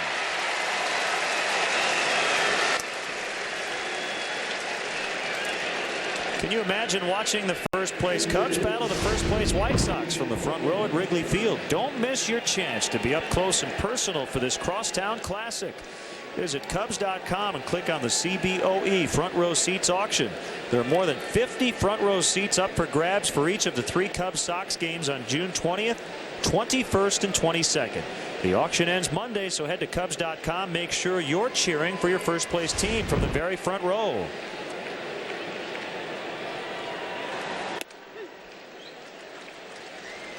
Nothing in 1 on Edmonds. Jim with that big day yesterday, a sac fly, and then the game-tying homer in the 9th. So he supplied both runs in regulation. And then in the 11th, he was taken out for a pinch hitter, Reed Johnson, who got hit by the first pitch. And that was it. Ball game over. Jim Edmonds told Reed Johnson, I could have done that.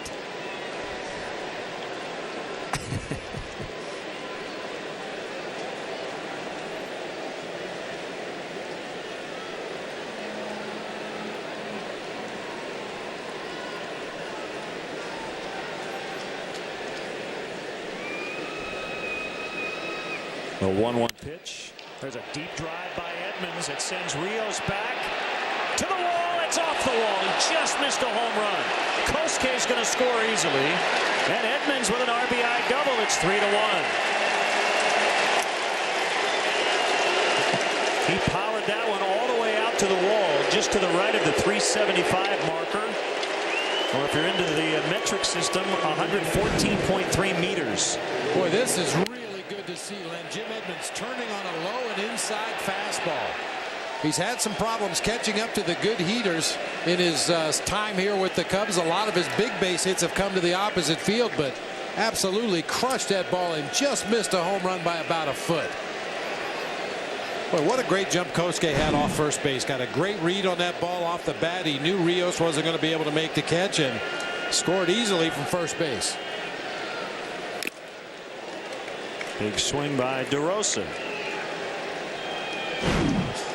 Well, he does so many things fundamentally well, but he's just got great baseball instinct. Starts slowly. Maybe thought that ball was going to get out of the ballpark, but still has plenty of gas left in the tank to score all the way from first base on a double off the wall. So Kosuke scoring the first Cubs run.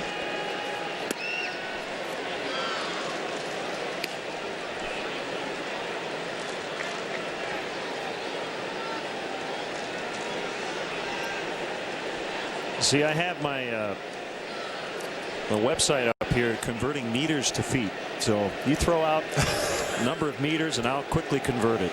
We know 100 meters equals 328 feet. That's what it is down both lines. 3,936.96 inches to the wall. Too many numbers.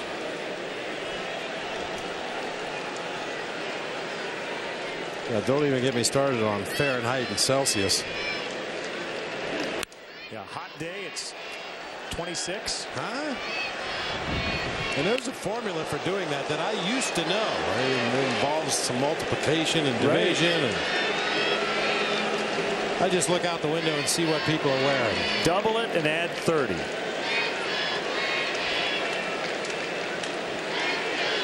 Now wait a minute. So if it's 0 Celsius, you double it, you add 30. Okay, I guess that's about right, right? Somewhat close. Somewhat close. Close enough. 0 Celsius would be 32 Fahrenheit. Right. That's freezing.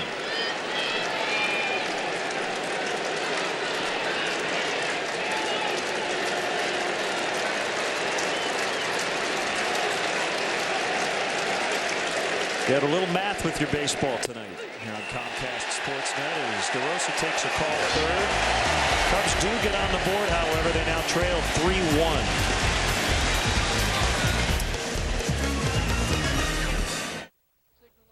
Not too close. What do you think? I got that insurance? What insurance is that, Yogi?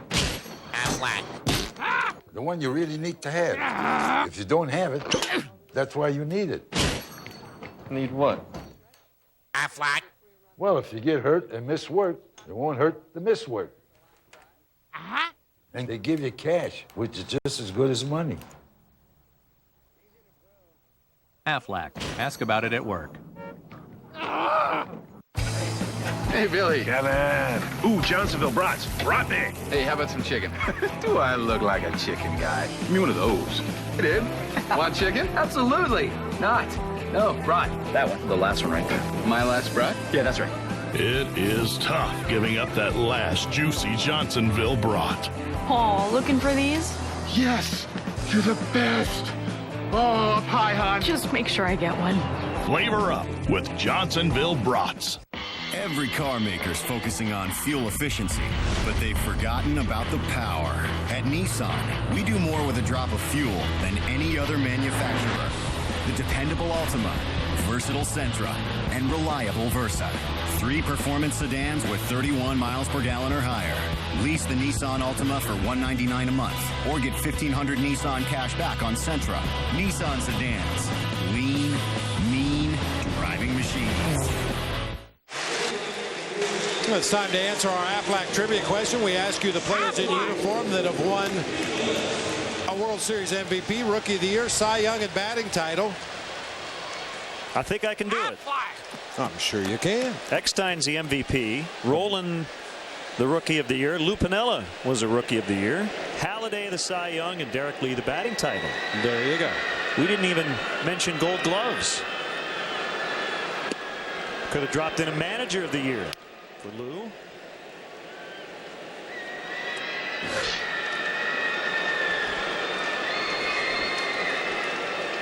Inglet, Eckstein, and Rios.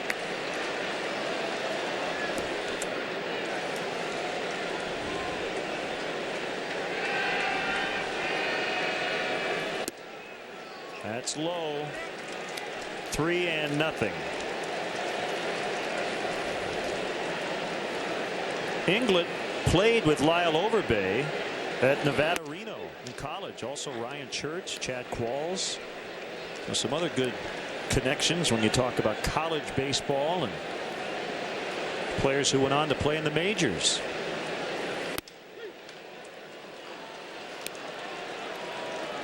And you're going to be very closely watching the Cubs minor league affiliate, the Boise Hawks of the Northwest League.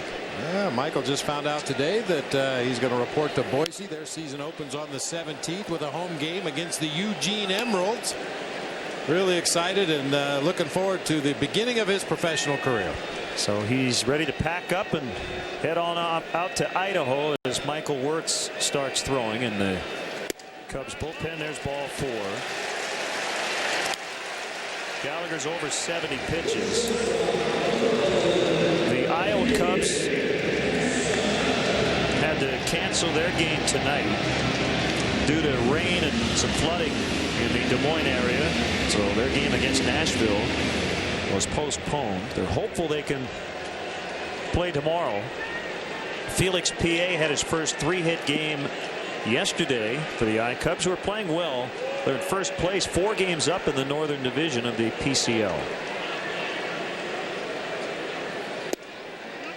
Daytona, high A in the Florida State League. Their first half is already done. They finished a game under 500. And they won their final game of the first half. They'll take the next 3 days off for the All-Star break. Every Daytona starter in that ball game had a hit, with the exception of the catcher Mark Reed. I'm not picking on you, Mark. I know you just took one for the team. Somebody's got to make the outs, otherwise the games would go on forever.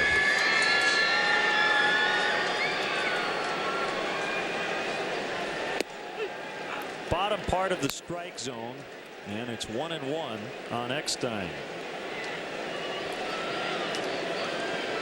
Well, potentially a huge story that has already started to circulate around baseball. And the report is that MLB is considering instant replay for this season. I guess it would only be on disputed home runs. But the word is possibly by August 1st. Wow. How about that? Well, we talked about all the logistics that would have to be worked out. I don't know if they would use, for instance, if we were, if they had replay here, would they use our cameras, the Blue Jays TV cameras? Would they install cameras that they would use that MLB would only be able to look at? A lot of questions to be answered, but they're considering it, according to the report. It was first reported on the USA Today website earlier today. Well, I can't say I'm against it. I mean, like you said, there's still some questions to be answered. How are you going to facilitate that? But well, you'd hate to think that a division title or a National League Championship Series or anything of that sort would be swung by a mistaken home run call. I think it's a good thing. We talked about this at length earlier this season with the technology we have available nowadays. Why not? Bottom line is you want to get it right. Kosuke positioned perfectly, barely had to move, and Eckstein is out. So he has lined out twice. Luke Piniella was quoted in the Associated Press story saying, I don't think it's needed at all. He talked about the length of games. But you had a really good answer to that, and that is on disputed home run calls, one manager is going to argue. The umpires are going to get together to ask if somebody saw it better. And so as it stands right now, usually it takes 2 or 3 minutes for somebody to argue or at least be heard. So we'll see. Foul tip strike on Rios. Yeah, I mean, it's not like a football instant replay where, there's so many nuances and so many things to look at. Did his knee touch the ground before the ball broke the plane? It either was a home run or it wasn't a home run. How long can that take? And I would say this. Very rarely would you need replay in this ballpark, because the fence, there's not much really behind that fence that's very close to the fence. Now possibly something that would be to the left or the right of the foul pole could be at issue, but you don't have fans who are going to reach over. Kosuke with the grab. If every ballpark in the major leagues was like this as far as the outfield fence is concerned, you wouldn't have a need for instant replay on home run calls. The problem is with so many of the newer ballparks where the fans can reach over and interfere with the ball, with all the nooks and crannies, and there's walls behind the fence that come into play. This is an ideal situation here. If Major League Baseball could make every park like this as far as the outfield wall is concerned, there would be no problem.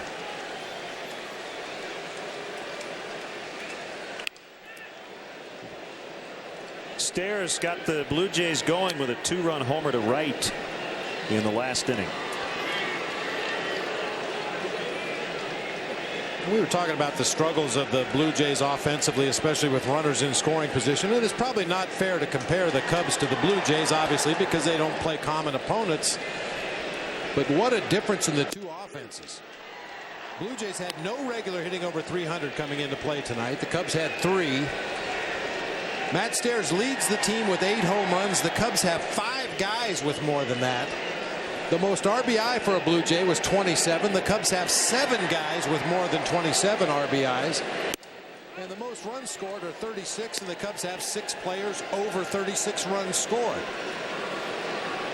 Just as a point of comparison, it's apples to oranges because they play in different leagues. They don't have common opponents, but it just points out how the offense of the Blue Jays has struggled given the success of their pitching staff.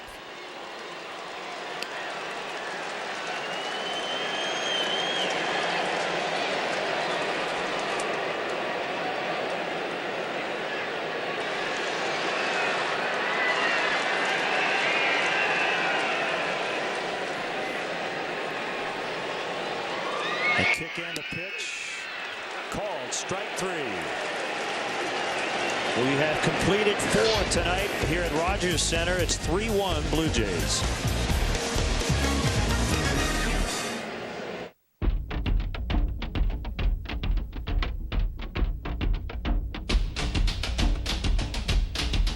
Around the world,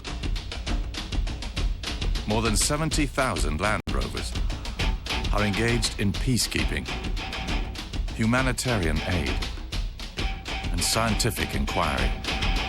And then there's these guys. Make an appointment to put a Land Rover through its paces. Welcome to America. Everything is in the car as we arranged. You've reached your final destination.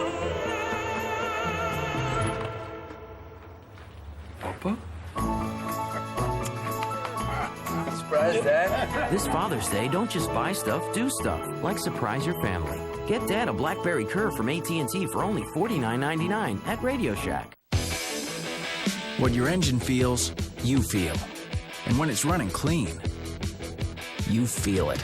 That's why Pennzoil Motor Oil is specially formulated to clean out up to 15% of sludge in the first oil change. And a cleaner engine just feels better. So change with Pennzoil and feel the clean.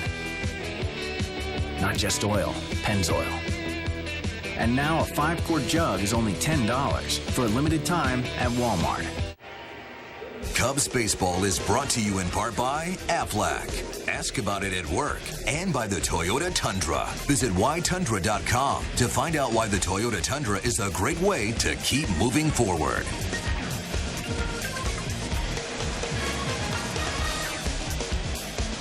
Well, Eric Patterson is hitting ninth. No pitcher in the lineup, but he serves as the leadoff man here in the fifth. Ryan Theriot leading off, basically the number 2 guy as normal. And then you have Hoffpower, and if anybody gets on, Lee, and then possibly Ramirez and Fukudome.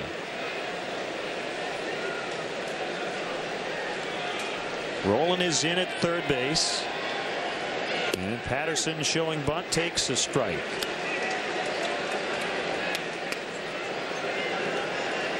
I don't think he had any intention of bunting, but he did show bunt and immediately looked up at the corner infielders to see if they were charging hard.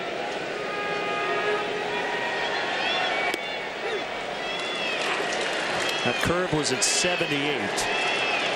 A ball and 2 strikes. Todd Wellemeyer gave up home runs to Utley, Burrell, and Howard in the first inning. The Phillies lead the Cardinals 3-0 as they play the second. Patterson strikes out. That's the only National League game. Everything else is interleague action this weekend. Well, that's 7 Ks already for Burnett. Well, this one comes on the curveball. You know, since he's throttled back a little bit on that curveball, he's had better command of it. You mentioned early on he was throwing his curve in the low 80s. He's backed off a little bit into the high 70s and seems to have better command of that pitch now. Maybe a little early game adrenaline has burned off, and now he's in a little better groove.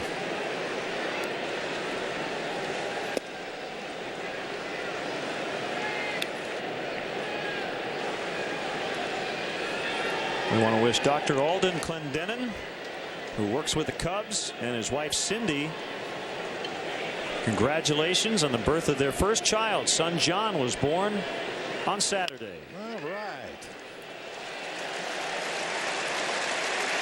Also, happy birthday to Ben Hutchison, turning 23. Watching the game back in Chicago. Theriot out, 3 unassisted. And it's up to Hoffpower to keep the inning alive for Derek Lee.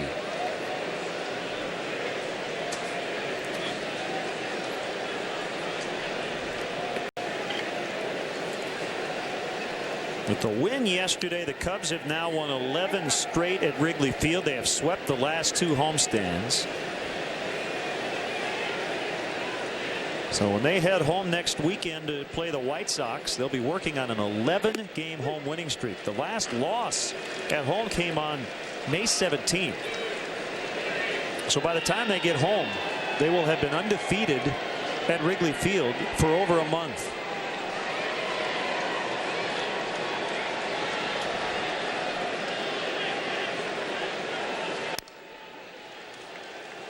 Winners of 14 of 17 overall.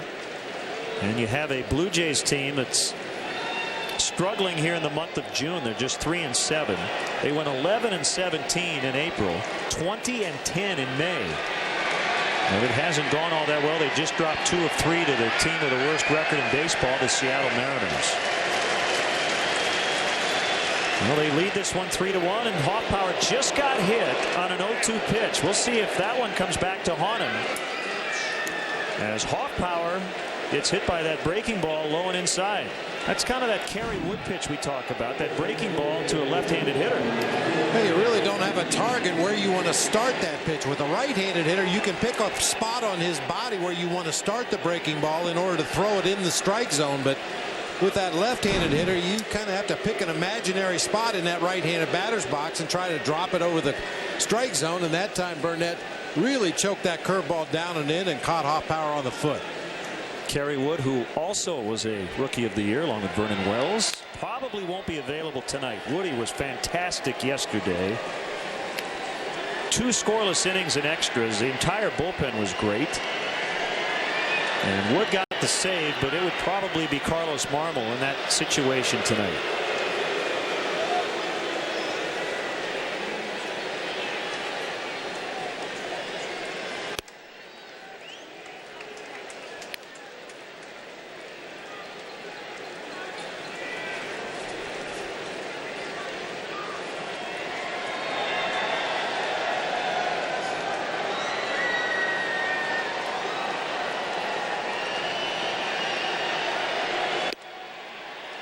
A little bit outside. 2-1.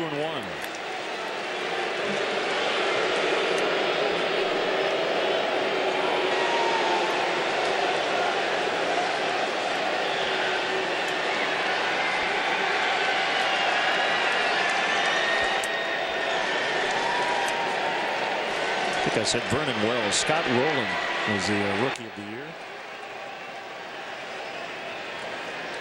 The 2-1.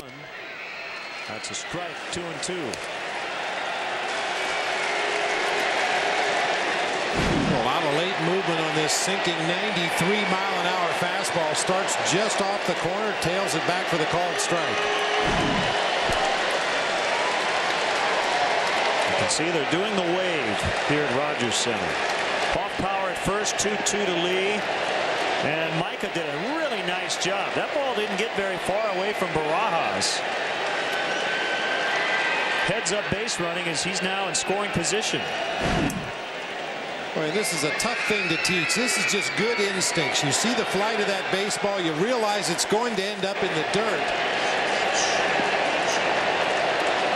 And even though Barajas blocked that ball perfectly, it takes some time to recover, get to the ball, and then possibly make a throw to second base. And if that base runner gets an immediate jump, you're never going to throw him out. So it was a wild pitch. And now a 3-2 to Lee. And we'll do it again.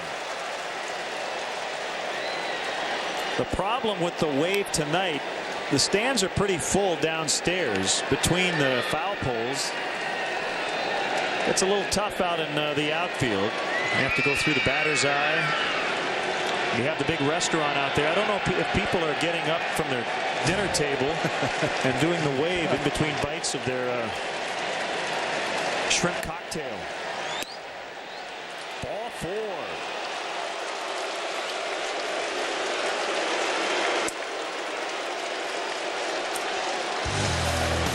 Time now for the Coors Light Freeze Can. Reed Johnson getting hit by that pitch from Jeff Ridgway.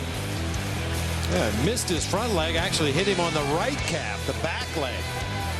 And Reed said he was watching Ridgway warm up, and most of his warm-up pitches were inside, so he was ready for it. And Elias reporting it was the Cubs' first win on a game-ending bases-loaded hit by pitch since July 8, 1992. Ray Sanchez was hit by Rob Dibble. That one probably hurt a little more. Yeah. A walk-off hit by pitch.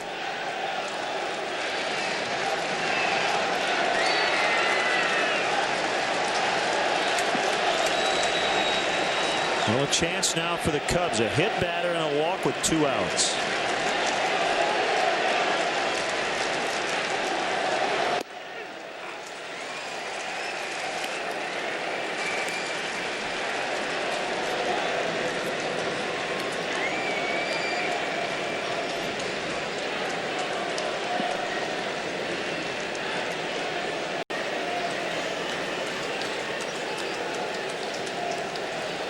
I wish I could tell you what A.J. Burnett's nickname is inside the clubhouse.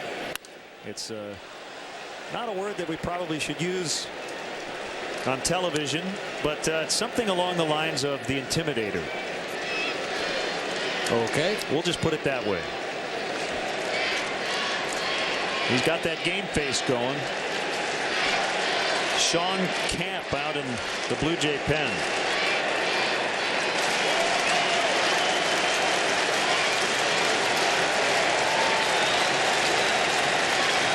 Ready for a 1-2 to Ramirez. A bouncer right to Eckstein. He'll flip to England, and that's the inning. So the Cubs straying 2, no hits. And they still trail by 2.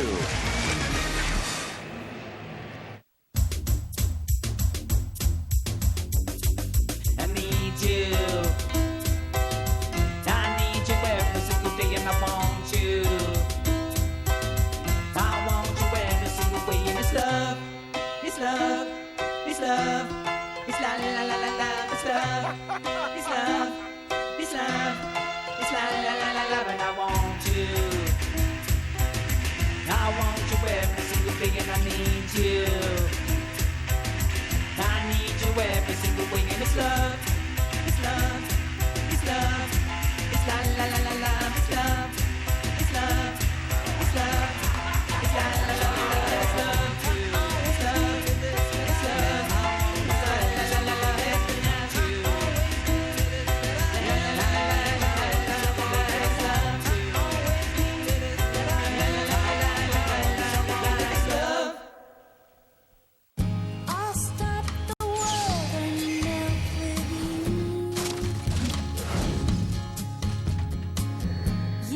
Inspiration pulled from your life. That's professional grade. That's the Acadia from GMC. With the simplest form of navigation available and a 5-star crash safety rating, Acadia is helping to redefine the category. Welcome to Acadia, the crossover from GMC. From the Comcast Sportsnet studios, it's a GMC Sports Update.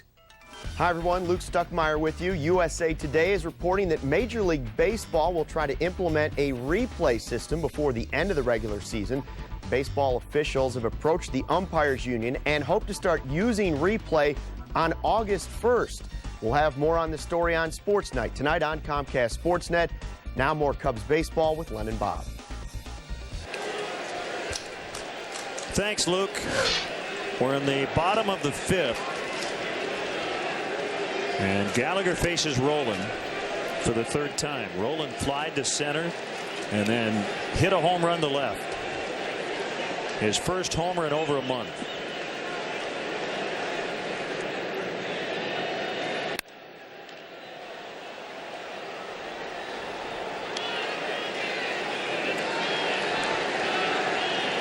It's interesting, Bob. I don't think a lot of people would call Scott Rolen a malcontent, but he's reportedly had issues with managers on each of his first 2 teams. Larry Boa in Philadelphia and then Tony La Russa in St. Louis. And in both situations, the player would end up moving on and not the manager. Well, I don't know Scott Rolen well. He was obviously playing when I was in the National League, and I always found him to be a heck of a competitor, but obviously some of his former managers didn't feel that way about him.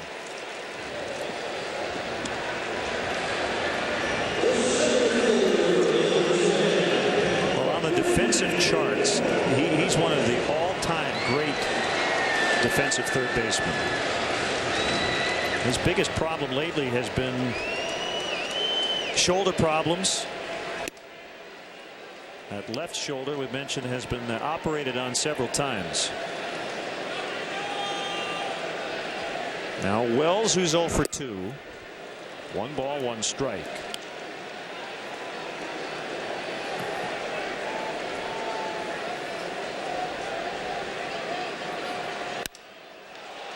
High deep drive, Edmonds cruising. He has it. Flashback Friday here at the Rogers Center in Toronto. They honor a former player who's been on the field for the Blue Jays at some point in their career. Dan Plesac was the honoree tonight. Between innings was announced to the crowd here. ERA in over 1,000 games. Dan pitched for the Jays to come out on the field, wave to his fans. And again in 01 and 02. Dan works as a telecaster for Comcast Sportsnet And Chicago. you'll hear from Dan on Post-Game Live. Along with Josh Moore after the ball game in that bright yellow shirt. We should be able to find him no problem. You know what I just realized? All the ushers and security people have. Maybe he's doing that during the game. He's back here working. There's Dan. Well, no, that's not Dan. No, that's not him. I'll tell you, Dan Plesac is one of those guys too, Len. Everywhere he ever played, he was a fan favorite. Much like Reed Johnson. You know, Reed Johnson came to Chicago and won over the fans very quickly with his inspired defensive play and his hustle, and was a huge favorite here in Toronto. And Dan Plesac is kind of in that same vein. Everywhere he goes, people love him. Josh and Dan will be live tomorrow morning at 11:30 Central Time with Cubs pregame live. And Bob and I will have all the action at straight up noon as Overbay takes a called third, 5 Ks for Gallagher. Cubs trail by 2.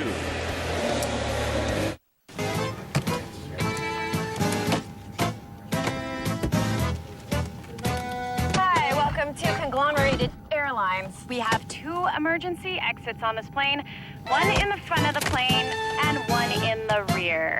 Sit back, relax, enjoy your 4-hour, 50-minute flight. On Southwest Airlines, you'll never fly in a small plane. We guarantee every seat on every flight is on a big, comfortable Boeing 737.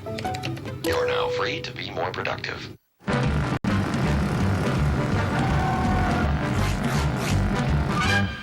course Geico sponsors Mike's race car because they insure everything race car fans love. RVs, motorcycles, ATVs. Tell you one thing they can't insure: Lauren Wallace. Because Lauren Wallace is made of lightning. Those guys are like, hey, where's Lauren? He was just here a minute ago. I'm 100 miles away, son. Ready to strike. Geico, saving you money on insurance for your car and the other stuff that moves you.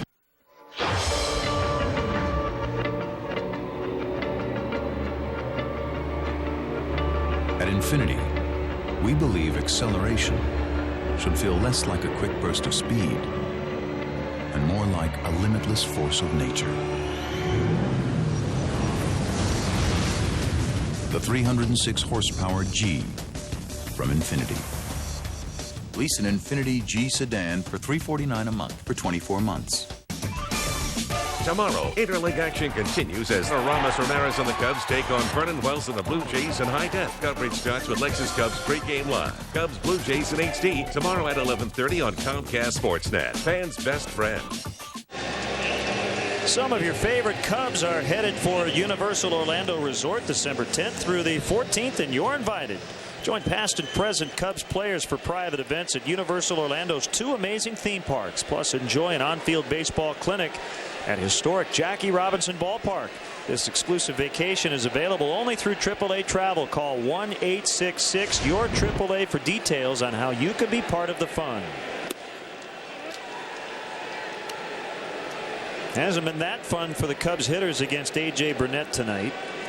They have scored just once through 5. Kosuke has walked, singled, and scored.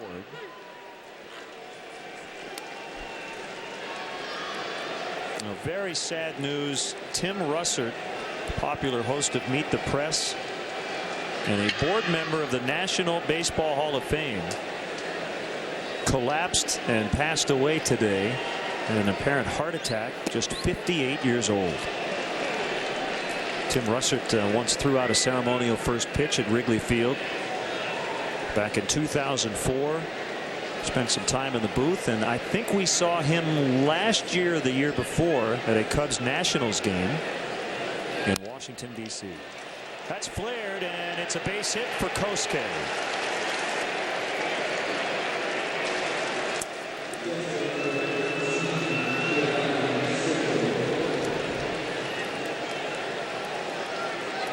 So a leadoff single here for Kosuke, and it's Giovanni Soto representing the tying run.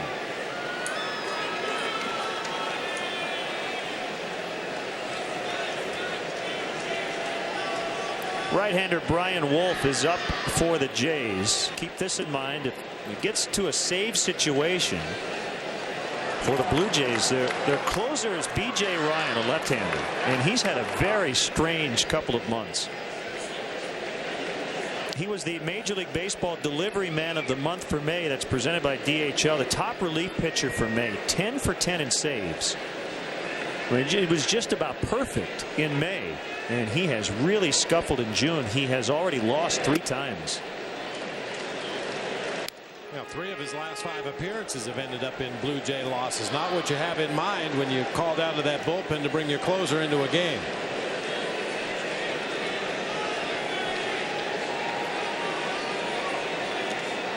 Burnett slinged that over to first. Kosuke was back easily.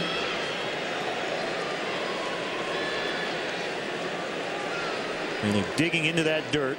Right foot right on the edge of the cutout.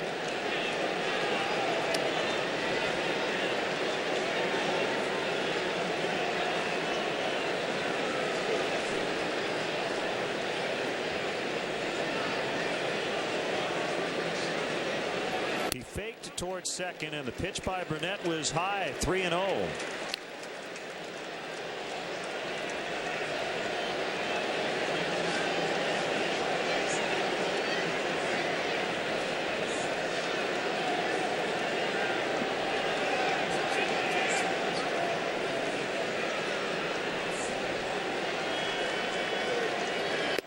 Taken all the way for a strike on a fastball.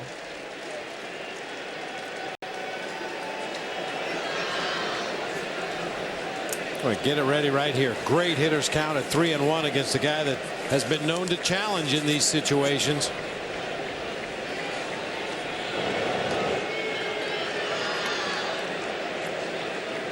When a hitter has a 2-0 or a 3-1 count in his favor, unless he's looking for a pitch out over the plate to drive to the opposite field, it better be something you can pull to your strong field.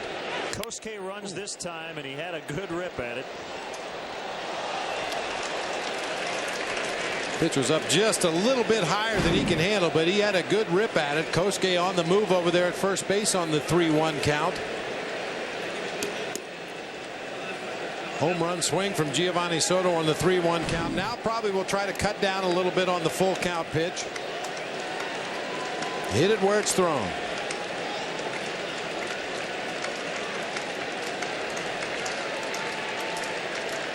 The 3-2 of Fukudome on the move. Ball 4.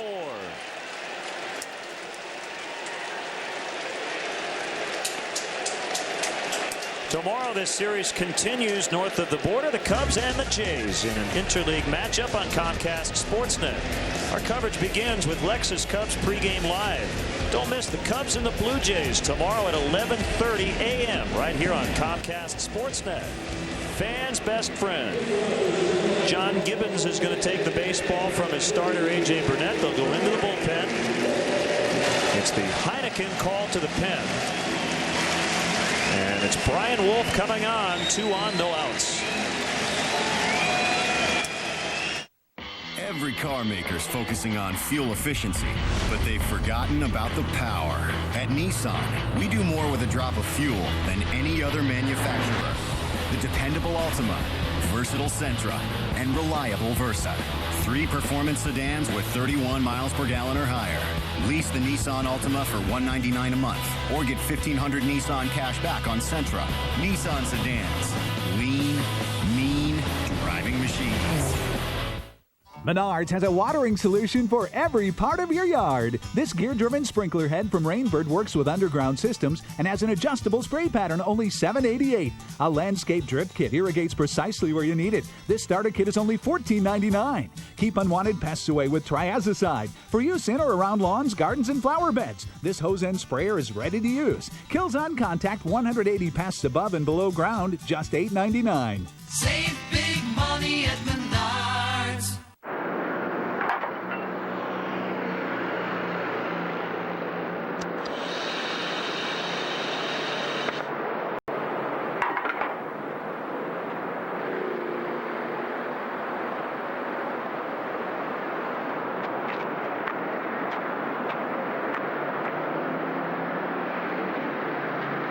Now get 0% APR financing for 60 months on any 2008 Chevy Cobalt. A lot of Cubs fans making the trek to Toronto, and a sales group led by Phil Bedella from Comcast Sportsnet hosting our Comcast Sportsnet and Cubs sponsors this weekend. Great to have them here. Should be a great weekend of baseball and a lot else going on here. They have the North by Northeast Music Festival, so we're going to maybe go clubbing tomorrow night. Rock and roll. After the day game tomorrow. Brian Wolf, a right-hander, will take over for A.J. Burnett. It's Jim Edmonds, who's been hot. He has an RBI double tonight and 2 tries. 1 for 2, and he bats with 2 on and no outs. Maybe head over to the Hockey Hall of Fame. Maybe swim across the harbor. You know, that is on your schedule tomorrow, depending on how early you get up. I know you try to swim in all the Great Lakes. Lake Ontario's on that list. That one, I think, went off the umpire. It did. Hit the second base umpire, Jeff Nelson. It'll result in a run. Oh, man. Now, what's the call? Lou's going to come out and ask. It did hit Jeff Nelson. And they're going to send Kosuke back to third base. Now that's just a book rule. When the umpire is inside the baseline and is struck by a batted ball, everybody advances 1 base. If he's playing behind the infielders, then the ball is in play. But you can see as Nelson tries to get out of the way, that ball deflected off his arm. He immediately made the call.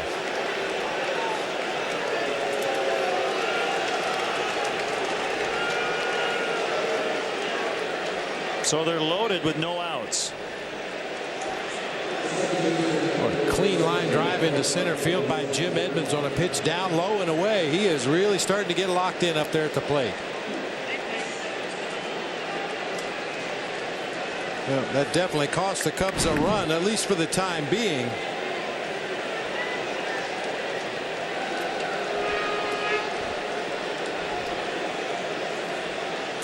A golden opportunity. They trail by 2, but they have 3 on with no outs.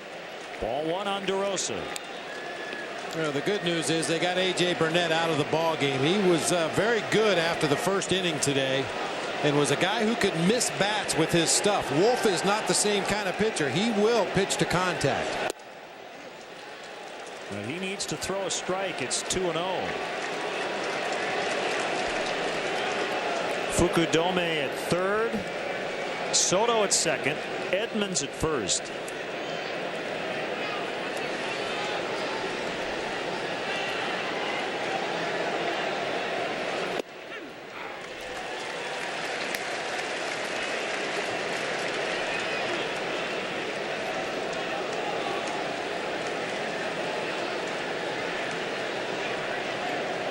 Cubs with 5 hits on the night. 2 have come in this inning. Fukudome and Edmonds both with 2 hits in the ball game. In tight 3-1.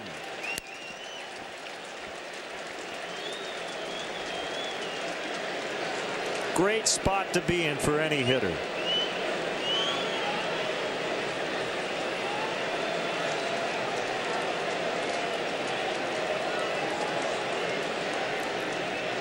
Big pitch coming up. 3-2. So Mark is waiting him out. He's run it full, and the pressure is still on Wolf. It's not on DeRosa.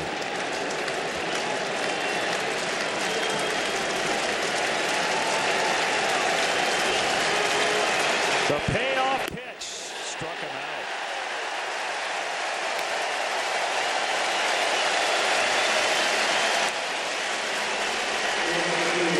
Possibly chased a bad pitch right there. Looked like it might have been up, possibly in a little bit, out of the zone. Mark just a little too anxious right there. Chased a bad pitch. May have been ball 4. By the way, the Jim Edmonds hit that glanced off the second base umpire Jeff Nelson, I believe, will be logged as an infield hit, because as you said, he called the play when it hit him, and the Cubs hope that doesn't cost them a run in this inning. Outside on Eric Patterson.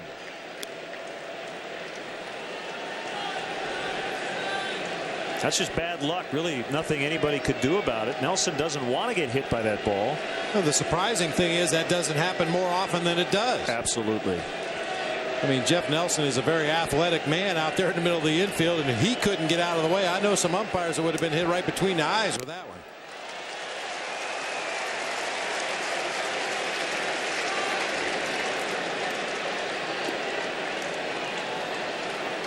Boy, Eric Patterson just needs to find a way to make contact here. With his speed, very little chance they'd be able to turn a double play if he can put that ball in play.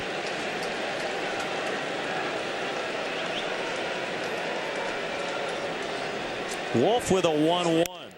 Line base hit. They'll get 1 to make it 3-2. Rios with a strong throw back in.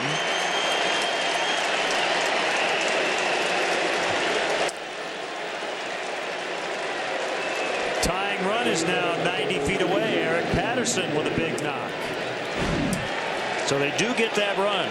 Well, the bad news is he hit a bullet line drive right at the second baseman. All the runners had to freeze in their tracks momentarily to make sure that ball got through. Otherwise, Soto may have been able to come around and score as well.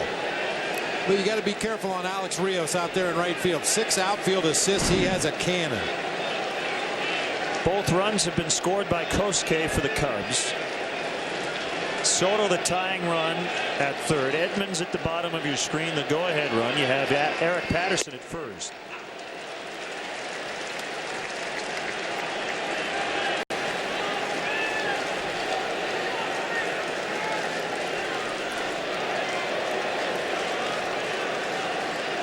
This thing's starting to turn around, and Sean Gallagher may outlast A.J. Burnett tonight. bouncer that could be 2, second 1, first 2. A 6-4-3 double play gets Wolf out of the inning. So the Blue Jays maintain their lead. It's 3-2.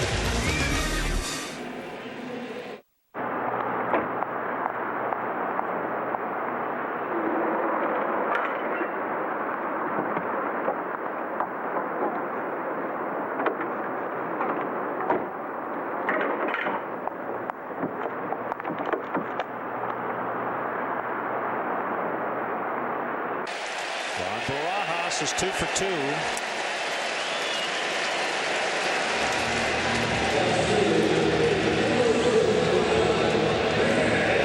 It's Neil Kotz and Michael Wirtz. Saw Ernie Witt, the first base coach of the Blue Jays.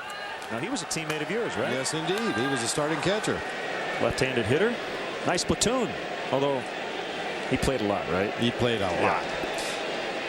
There's a term that hitters use, back-legging a pitcher. That usually means that you really get your weight on that back leg and try to lift the ball in the air. Ernie Witt used to actually have his back knee on the ground when he made contact with pitches. Very similar to Matt Stairs, and he wanted to pull that ball to right field. Ernie Witt has managed the Canadian national team in the Olympics in Athens in 2004, and then the World Baseball Classic. Beat the U.S. in a game in that tournament. Strike 1 on the left fielder Wilkerson.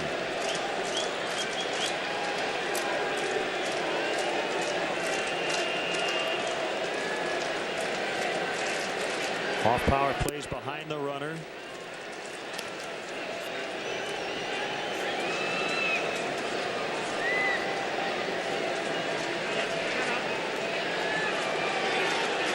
And Lou is sauntering out towards the mound. That would tell me he wants Neil Kotz, and he's going to take his time getting out there to give the lefty a few more warm-up pitches down in that bullpen. Michael Wirtz had been up earlier in the ballgame. I'm sure he's ready to go, but you can see Neil Kotz cranking it up. Probably going to come in here to face Wilkerson.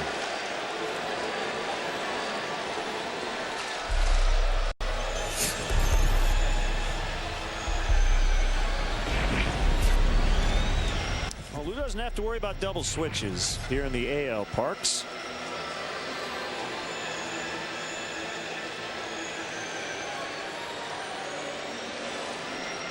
So time for the Heineken call to the pen. Neil Kotz, who pitched well yesterday, was throwing very hard, will come in. 3-2 Blue Jays.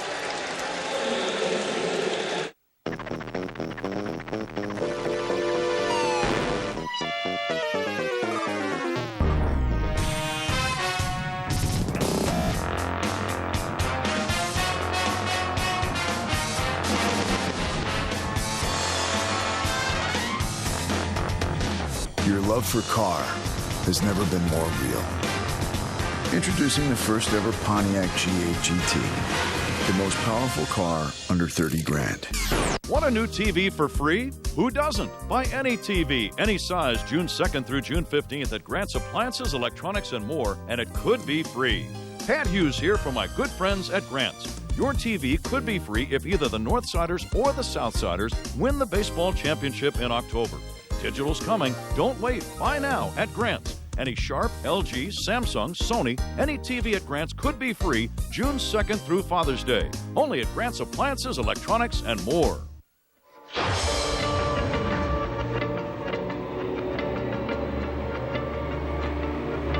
At Infinity, we believe acceleration should feel less like a quick burst of speed and more like a limitless force of nature. The 306 horsepower G from Infinity.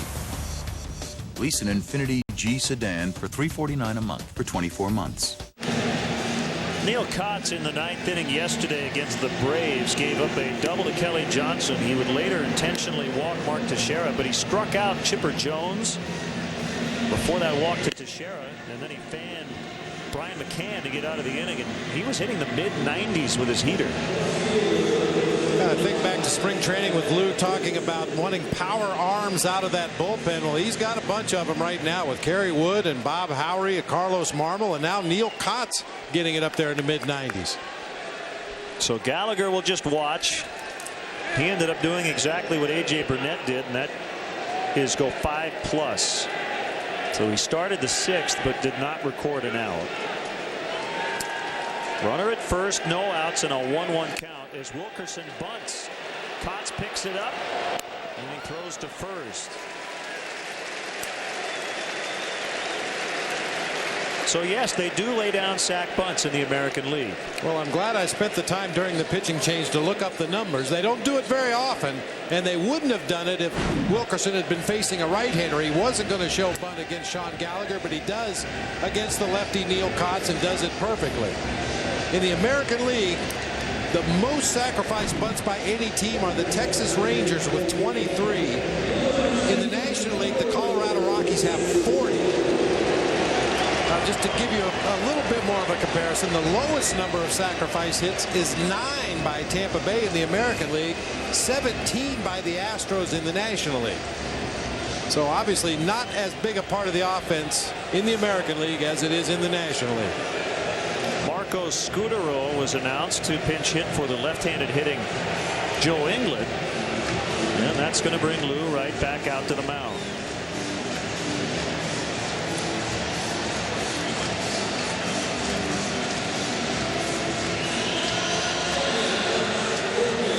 Call to the pen. Michael Wirtz jogging in 3-2.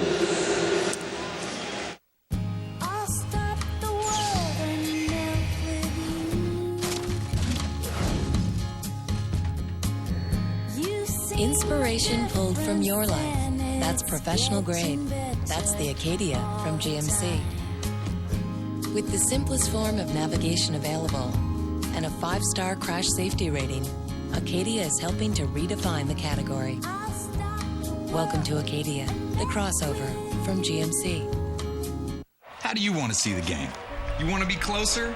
Well, this is no ordinary ticket. This is your ticket to baseball heaven in high definition. Sharp Aqua's the official HD TV of Major League Baseball. And with a blazing 4-millisecond response time and a super fast refresh rate, there isn't a shot in the hole or a screamer down the line that will singe the hair in your nostrils. It will change your baseball-loving life.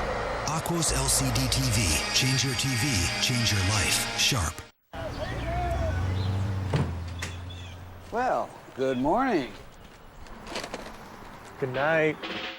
Now at McDonald's, I can get any 2 McGriddles for just $3. How would you like to win a Dream Seat recliner with your favorite Chicago team's logo? Now it's your chance. Log on to ComcastSportsNet.com and click on the Great Escape giveaway icon to register. The Great Escape, the place for all your home recreation needs. You know, the bullpen has been one of the strengths of the Cubs this year, especially in that ball game yesterday. Scott Eyre with a couple of big strikeouts in his appearance. Carlos Marmol's just been filthy all year long. Neil Kotz with that 96-mile-an-hour heater, and then Kerry Wood. One with a fastball, one with a breaking ball. I mean, not only are they getting outs, they're not letting the other team make contact very often. So it's Michael Wirtz. Can we say it? We haven't said it in a while. Slider specialist. Slider specialist. Runner at second with 1 out. He faces Marco Scudero, who's been a very valuable guy on the Blue Jays infield. Began the season filling in at third base for Scott Rolen, who started on the DL. Then he spelled David Eckstein at short when Eckstein was out in May, and he's gotten most of the starts lately with Aaron Hill, the second baseman, on the shelf.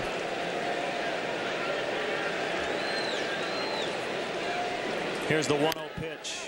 Fouled right at the plate. That was a slide piece.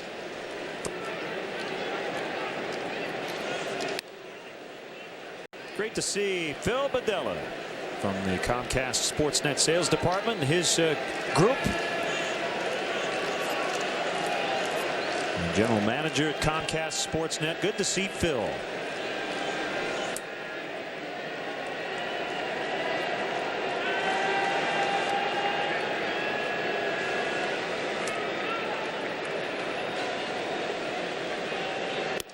outside.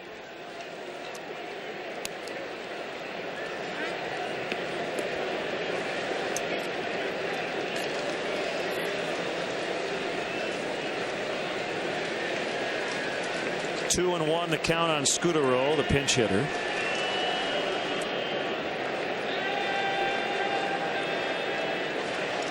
The kick and the pitch, a bouncer foul. And that evens up the count at 2-2.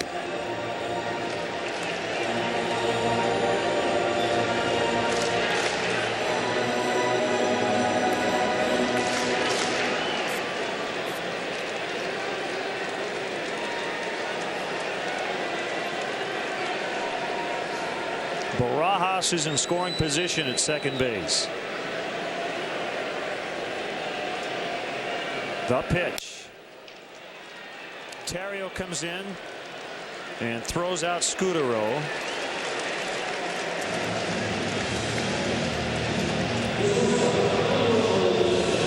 Wirtz will now face David Eckstein, who's lined out twice to the outfield. He came in with a 6-game hitting streak.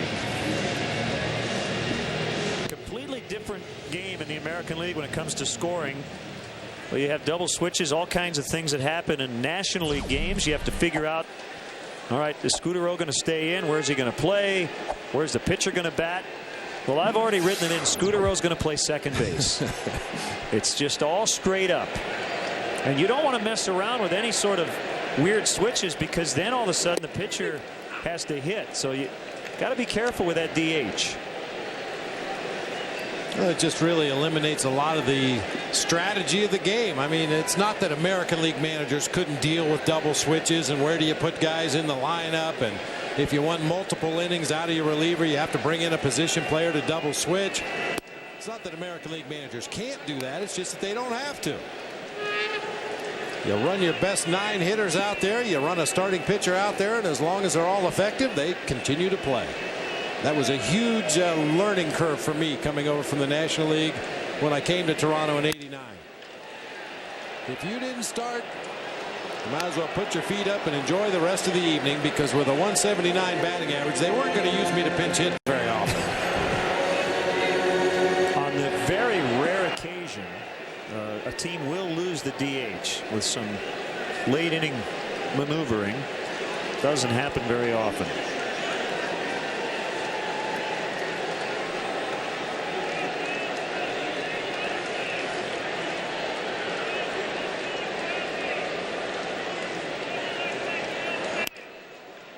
And I would, let's see, it would be when you use the DH spot and put a position player in that spot, right? I think that's when you would lose the DH. Or you put your DH into the game as a position player. Right. Yeah. There you go. Yeah. Then the pitcher would be forced to hit for himself. But if you have enough of a bench where you could pinch hit for that pitcher spot every time it came up, it's something that you could conceivably do. Yeah, well said. Yeah, the DH has to kind of remain the DH. That is a base hit. They're going to try to score, and here's a throw by Patterson. Plenty of time. High tag, but he got Barajas. Looked like a high tag by Giovanni Soto, but an outfield assist for Eric Patterson. And it remains a 3-2 score. Oh, the throw beat him by about 6 or 7 steps.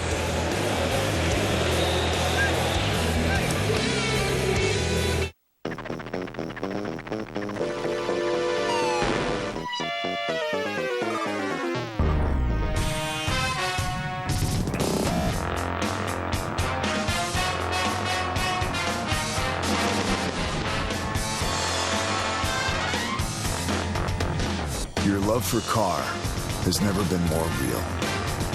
Introducing the first ever Pontiac G8 GT, the most powerful car under 30 grand. Dames en heren, we gaan beginnen!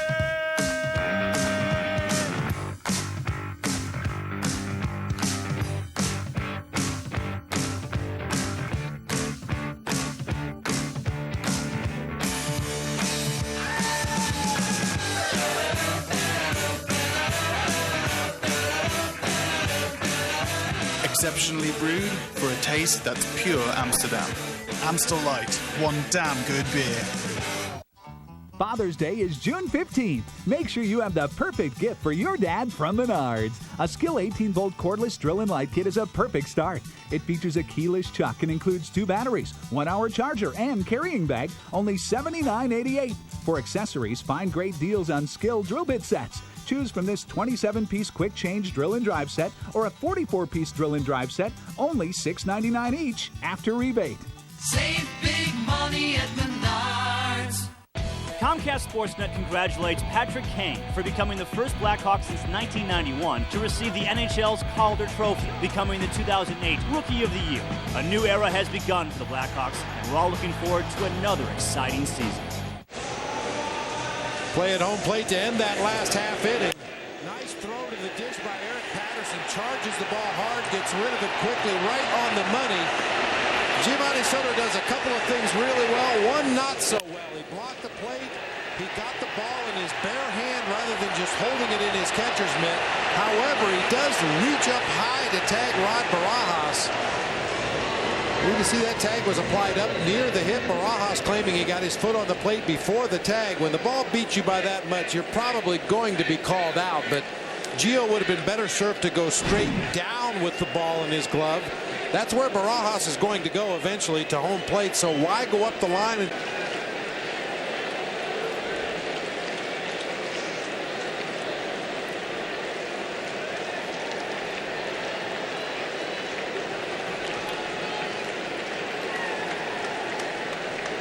the 2-2 pitch, bounced foul. Derek Lee actually made the pick.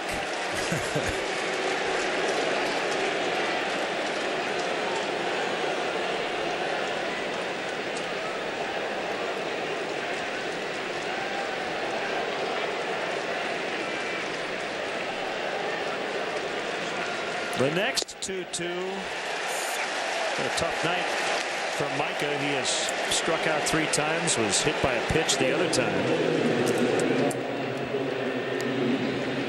Time now for the Sharp Aquas game-changing play.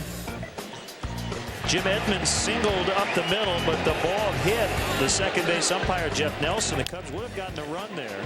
They eventually did score Fukudome before Ryan Terrio hit into a 6-4-3 double play. Patterson with an RBI single. That all was in the 6th.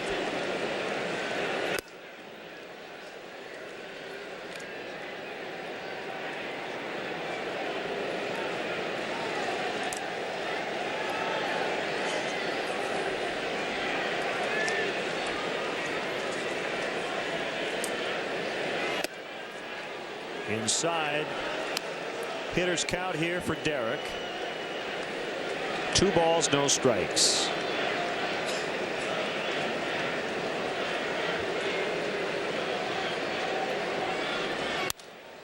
Ground ball right at Eckstein.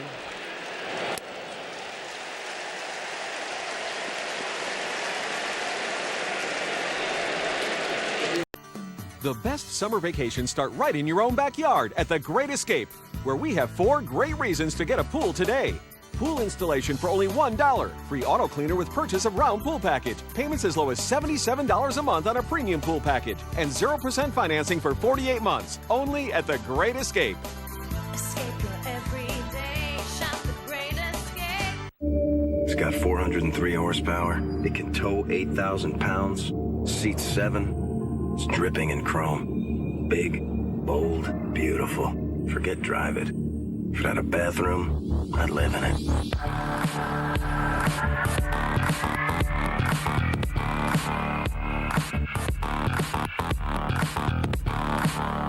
Visit your local Cadillac dealer for this attractive offer.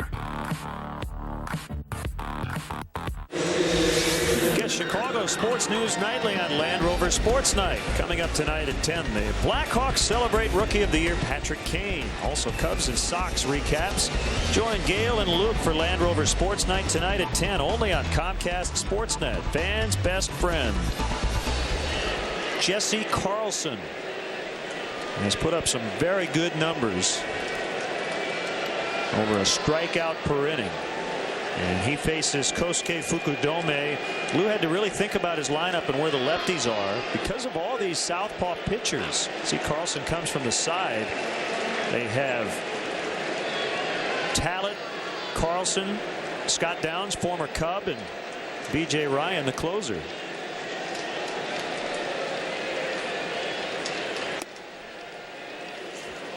Boy, Carlson, you saw the numbers, better than a strikeout an inning here at the major league level. In his minor league career, in 354 innings, he struck out 372 batters against only 99 walks, which makes you wonder why he's been picked up as a free agent 4 different times. He was originally a 15th round draft pick by the Tigers back in 2002 and has bounced from team to team every year since then.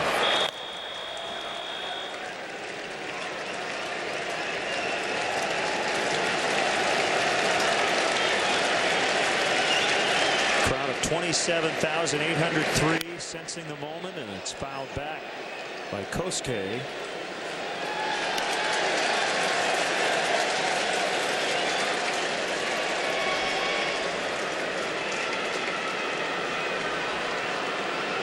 First major league action here in 2008 for Carlson. Born in New Britain, Connecticut. Went to UConn collegiately, and that's called strike 3 to end the inning. Pretty nasty stuff from Carlson versus a left-handed hitter. They'll get up and stretch. It's 3-2 Jays.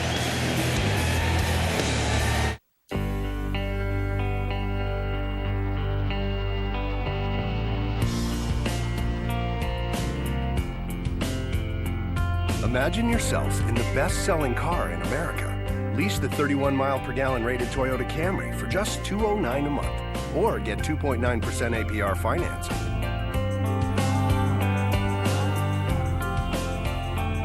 Toyota, a great way to keep moving forward.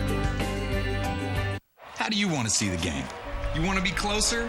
Well, this is no ordinary ticket. This is your ticket to baseball heaven in high definition. Sharp Aqua's the official HD TV of Major League Baseball. And with a blazing 4-millisecond response time and a super fast refresh rate, there isn't a shot in the hole or a screamer down the line that will singe the hair in your nostrils.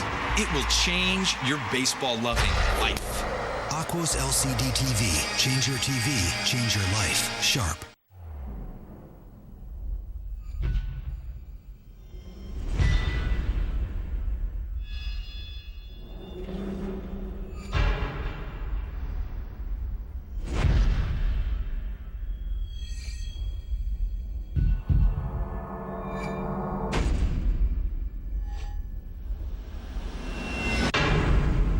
Kawasaki Go Green sales event. Get on the road today with the lowest payments of the year. Arby's $5 Roundup. Choose from your Arby's favorites like 2 popcorn chicken shakers, or 3 beef and cheddars, or 4 regular roast beefs for only $5. It's a great deal that'll have you saying, I'm thinking Arby's.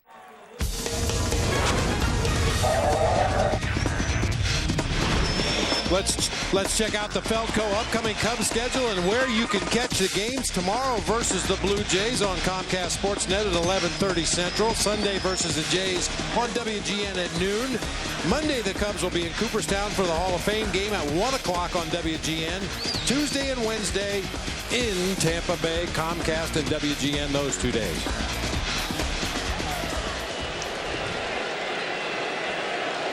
Cubs playing a couple of teams on this trip whose nicknames are first names, Jay and Ray.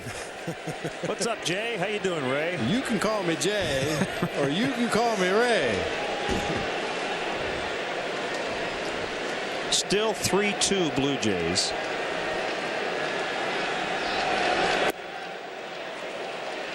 This is bad. Yeah, and this has been a low-scoring affair. We're in the bottom of the 7th. It's 3-2. But there's just something about an American League game. The pace is just different. Very interesting.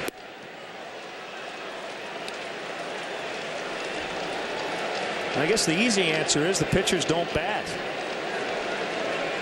But the Cubs have some pretty good hitters in that 9 spot compared to other teams. Scott Downs up, a former Chicago Cub. I don't know, maybe deeper counts. I don't know what it is. Well, every time the Red Sox and Yankees play, you can count on about a 338, 345, 9-inning game. 2-2. Slider was buried in the dirt. I asked Joe Torre a long time ago the difference between managing in the American League as opposed to the National League, and his theory was in the National League you want to make something happen before you get to that 9 spot in the lineup. You may play a little hit and run, you may start a runner. You just want something to happen quickly before you get to that 9 spot in the lineup. So every time that 9 spot is due up in an inning, there's a little more of a sense of urgency as the inning begins. A good night for Rios. That's his 3rd hit and 4 at bats. Well, we know he's quick inside. His first 2 at bats, he doubled down the left field line. This time a clean single into center field. That's a hanging slider from Michael Wirtz, belt high, middle of the plate, and now you got to keep an eye on him over there at first base. They are 6th in the American League in steals with 46, but they've been caught 23 times, 2nd most in the majors. Stairs and a high fly ball, not deep. Patterson is underneath. That's a nice job. Anytime you get Matt Stairs to hit the ball to the opposite field, he doesn't have nearly the same kind of pop to left field as he does to right.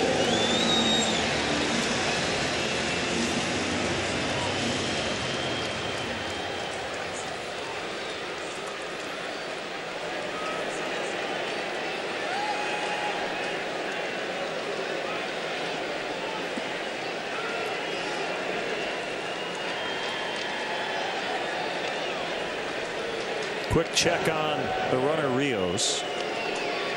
Well, Bob, your thoughts on the starter tonight, Sean Gallagher. 5 innings, he gave up 3 runs.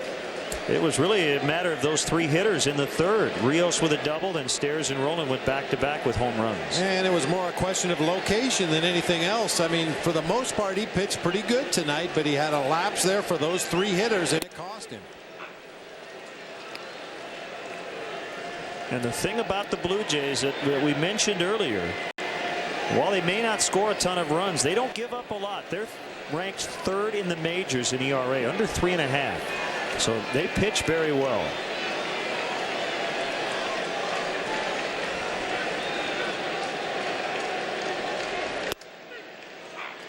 And it goes back to what you talked about, trying to press the issue offensively. You need to scratch and claw for every run you can get in a series like this.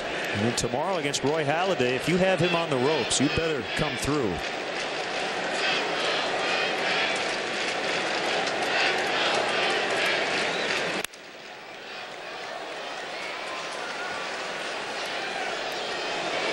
Thought we were going to get one. Not easy to get a foul ball to our location up here because of the overhang of the 5th deck, but that looked like it was coming right on up here.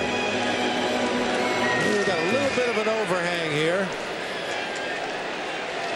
And those people next door are not polite at all. They've been eating all night, drinking cold beers, having a big old party over there.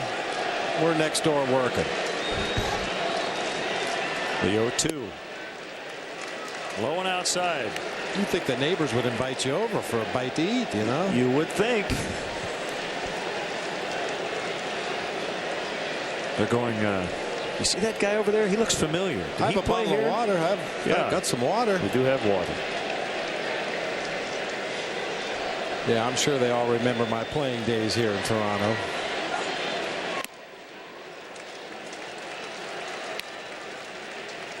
I'm saying, Bill Cowher, is he going to the CFL? What's he doing here?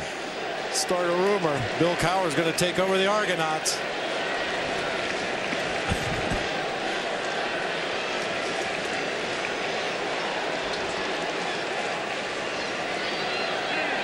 I thought their coach had to be named Jason. Oh, very nice.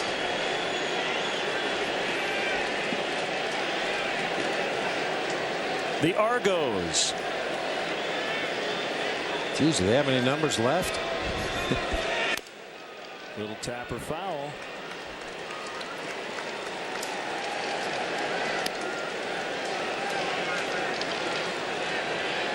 Now, at one time, there were 2 teams in the CFL who were the Rough Riders.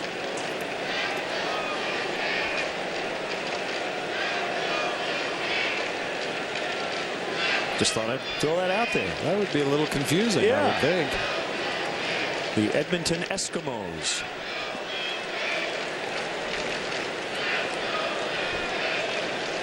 Was it Saskatchewan?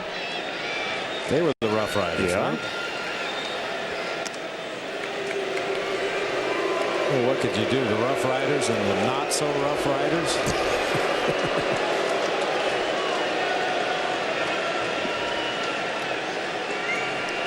Vernon Wells' father, Vernon Jr., played wide receiver in the CFL, also in the World Football League. Ground ball, it'll be DeRosa to Terrio, the turn. They got it. Double play, 4-6-3 to get out of the 7th. More on the CFL as the Cubs try to come back. They're down 3-2.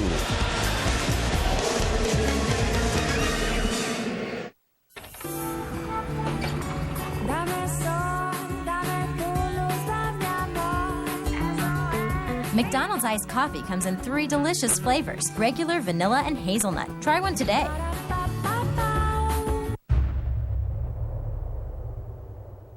There are more than 3,100 points to scrutinize. 3,100 digitally calibrated, laser inspected welds, fittings, connections, and finishes on the RX to make sure it's absolutely flawless. Visit your Lexus dealer today for an exclusive look at how nothing else is built like a Lexus RX. Lease the 2009 RX all-wheel drive for $459 a month for 36 months for $35.59 due at signing. Hey, boss. Do we have Aflac? Nah, we have something else. But if you're hurt and miss work, does it pay cash like Aflac does? Nah. Or let you spend it any way you want, like for gas and groceries? Nah. Or help with everyday bills like Aflac does? Nah. There's only one Aflac. Ask about it at work. Nice try. Probably going to see lefties the rest of the way. If Downs gets through the 8th, B.J. Ryan would be poised to pitch the 9th. Although, again, he has struggled lately. Only righty they have left in their pen is Frazier.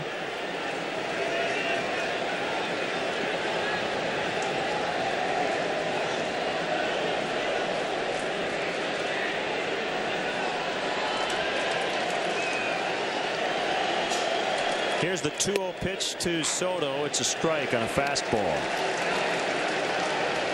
It seems kind of odd, but because of the designated hitter, Lou Piniella has a short bench, only 4 players available off the bench.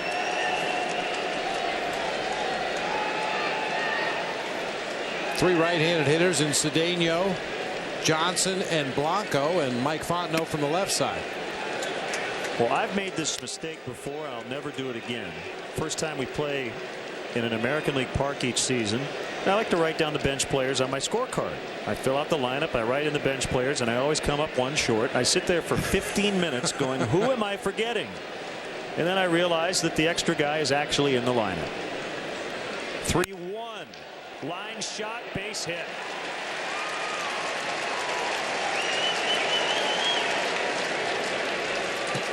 Jason Marquis will pinch run for Soto.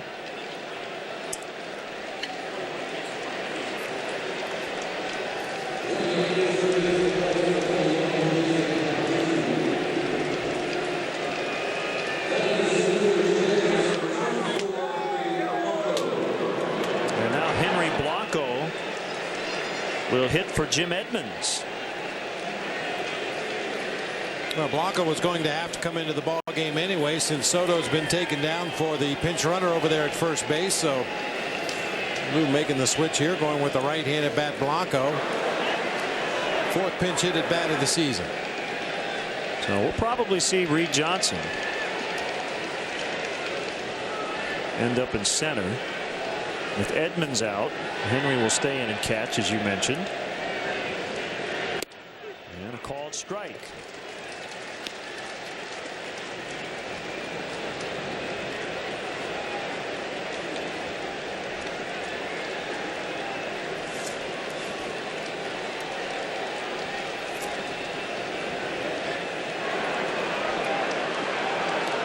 Fontenot with his batting gloves on You know, Ronnie Cedeno also getting loose just in case.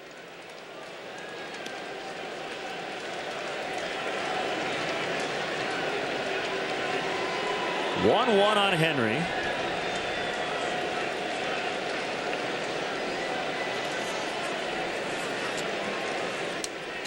Quick snap throw, and Marquis back in plenty of time.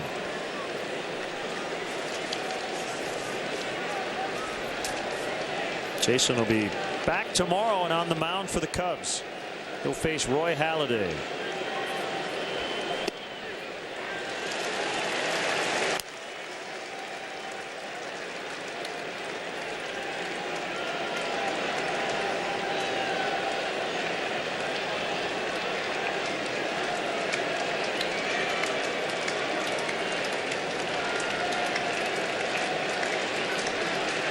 We've seen Lou do this with Jason Marquis on several occasions in the past. A little bit tougher when it's a left-handed pitcher on the mound. Just misses off the inside corner there to Blanco to run the count to 2-2. When it's a right-handed pitcher, you know, even a pitcher running at first base can get a comfortable lead and still get back. Well, that left-handed pitcher, I'm not sure if Scott Downs has a tricky move to first base, but he could kind of lull Jason Marquis to sleep over there and then drop a good move on him. And for a guy that doesn't run the bases a lot, possibly get picked off.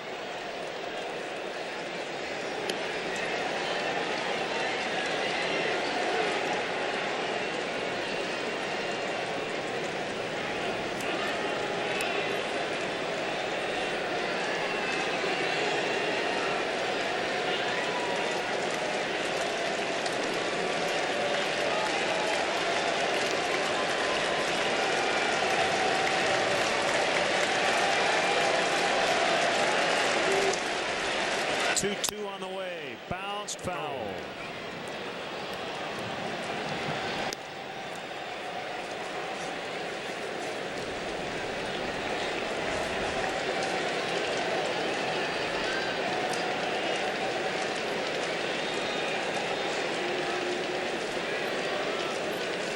Henry in his 4th season with the Cubs, signed through the end of this season with a mutual option for 2009.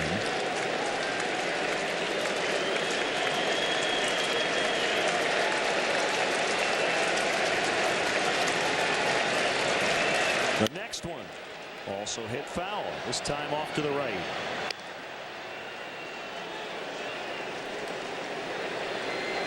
Well, if the Cubs can come back, there's an opportunity to maybe add another game to their lead. That's because the Phillies lead the Cardinals 8-1 in the 4th inning tonight in St. Louis.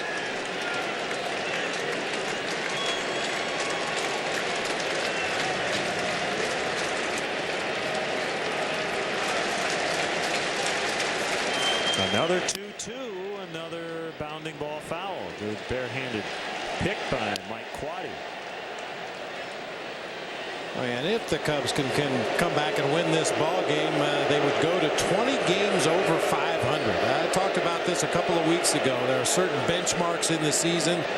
If you get off to a slow start, you want to get to 500. Then you want to get to 10 games over 500. Then 20 over 500. The Cubs are 1 game away from 20 over.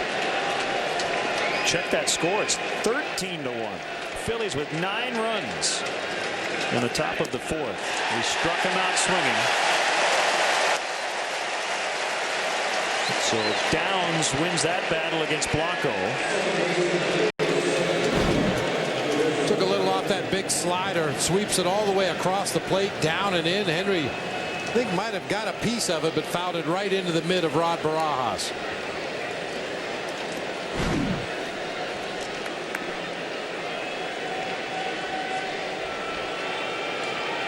Mark DeRosa trying to come up with something. He's 0 for 3. Has struck out his last 2 times up.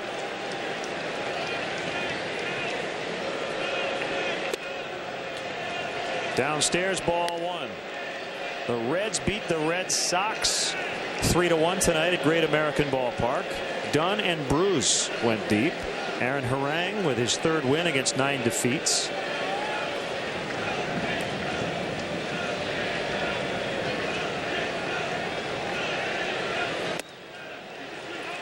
He did go. Jim Joyce made the call at first. The cut fastball inside. D-Rose starts his swing, realizes he's going to get tied up, maybe break his bat. Tried to check but couldn't hold up. I haven't seen Mark DeRosa hit that gapper to right center field in a long time. That used to be his signature hit, that line drive over the head of the second baseman into the gap in right center. 1-1 in tight. Detroit leading the Dodgers in Detroit. It's 2-0 in the top of the 6th. Let's add one more to that right field column, huh? A 2-1. Of course, the pitcher has to cooperate. If you want to drive that ball to the opposite field, it has to be something up and out over the plate where you can go that direction. They've been pitching Mark consistently inside so far in this game.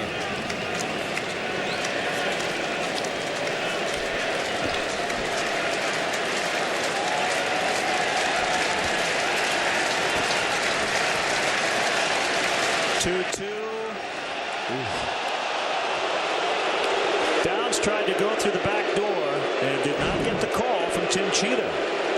Let's see, did it ever catch the plate? It's not where it's caught, as you say all the time. It's where it crosses home plate. And that's a big sweeping breaking ball. That ball's over in the left-handed batter's box. Barajas catches it about 4 feet behind home plate on the outside corner. That ball was never in the strike zone. Downs hasn't given up a run in over 16 innings. And he does get DeRosa that time. So he's an out away from getting out of it. Marquis still stuck at first base. Well, after hammering him inside throughout the early part of this at bat, they come back with 2 off-speed breaking balls. The first one just off the corner. That one just does catch the corner. And Lou's going to go to the bench again. Ronnie Cedeno will hit for Patterson.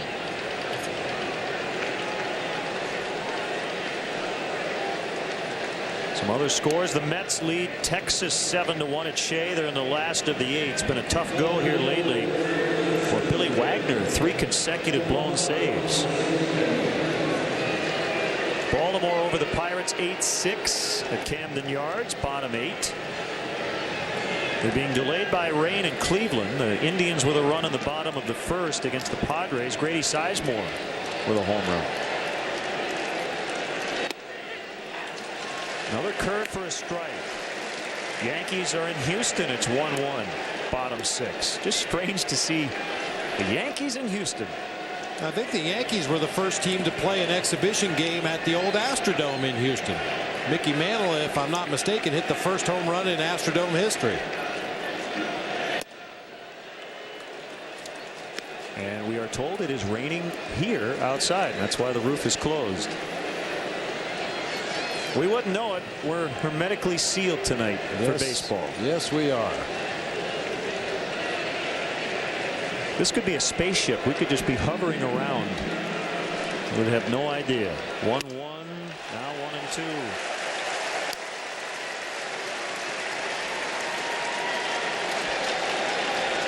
1-2. Big series at Tampa Bay. The Marlins and the Rays, both teams over 500. Near the top of their divisions. Tampa Bay leads 7-3 in the bottom of the 8th. Fans are on their feet. As Downs comes back on a 1-2, he missed on a fastball.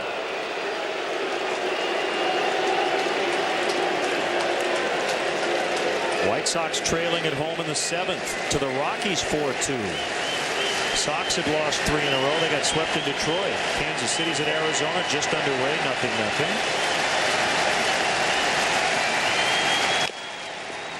High chopper off home plate, and that's a fair ball. Overbay steps on first. And the Cubs are done in the 8th. They got a leadoff single, but no runs. Still 3-2. It's got 403 horsepower. It can tow 8,000 pounds.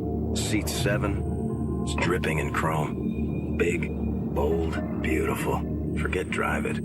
If it had a bathroom, I'd live in it.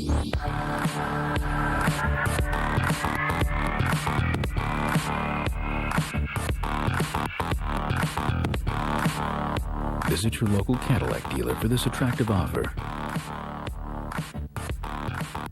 Dames en heren, we gaan beginnen!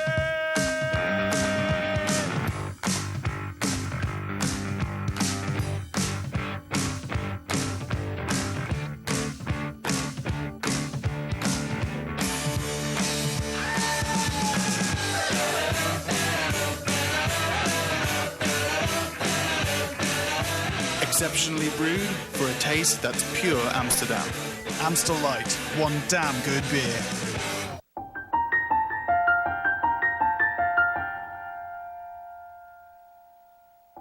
Imagine changing a child's life with something as simple as an oil change.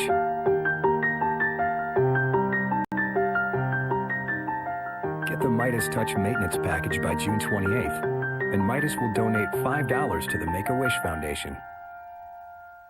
Thanks, everybody. From the Comcast Sportsnet studios, it's a Cadillac Sports Update. Hi, everyone. Luke Stuckmeyer with you. Just a reminder, join us for Cubs post-game live after the game. Josh Mora and Dan Plesac will be live in Toronto for the game. They will break down the game, plus we'll have the rest of the series set up for you. That's Cubs post-game live immediately after the action against the Jays. Now back to Toronto with Len and Bob.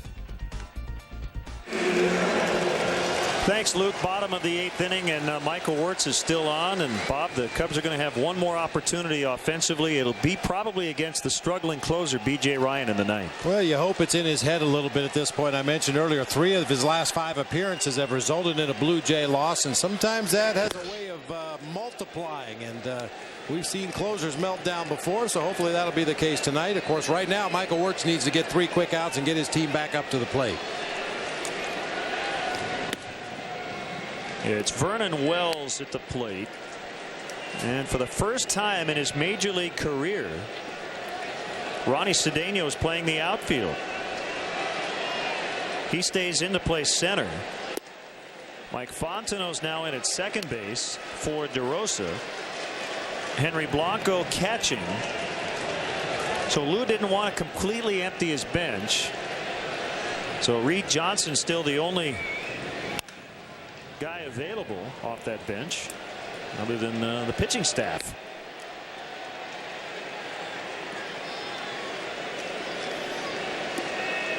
Yeah, and because of the way that inning developed, had Lou put Reed Johnson in the ball game at this point, he probably would not have gotten an at bat in the 9th inning. Mike Fontenot goes into Giovanni Soto's spot as Wells drives one through the left side for a base hit. And Lou's going to make a move. Another Heineken call to the pen.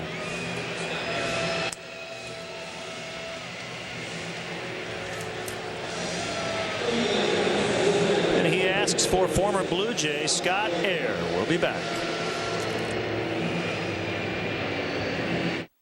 Every car maker's focusing on fuel efficiency, but they've forgotten about the power. At Nissan, we do more with a drop of fuel than any other manufacturer. The dependable Altima, versatile Sentra, and reliable Versa. 3 performance sedans with 31 miles per gallon or higher. Lease the Nissan Altima for $199 a month, or get $1,500 Nissan cash back on Sentra.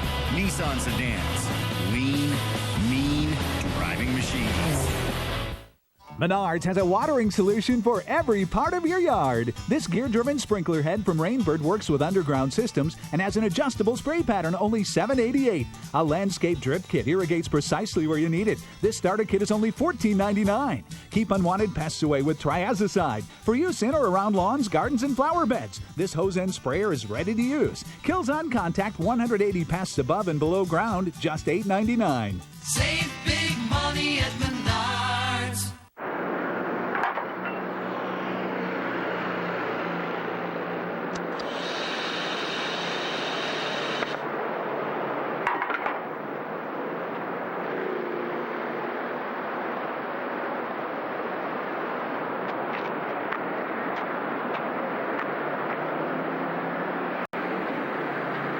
Now get 0% APR financing for 60 months on any 2008 Chevy Cobalt.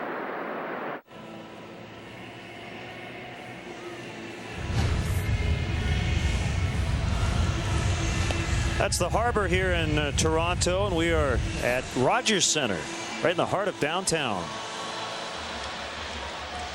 I was trying to figure out where Mark DeRosa went. Well, he's in left. He did not come out of the game, so it's kind of like musical chairs. When the music stops, grab a position. Of course, he had to play left because Patterson was pinch hit for by Cedeno. So Scott Eyre back here at Rogers Center, pitching with the other team.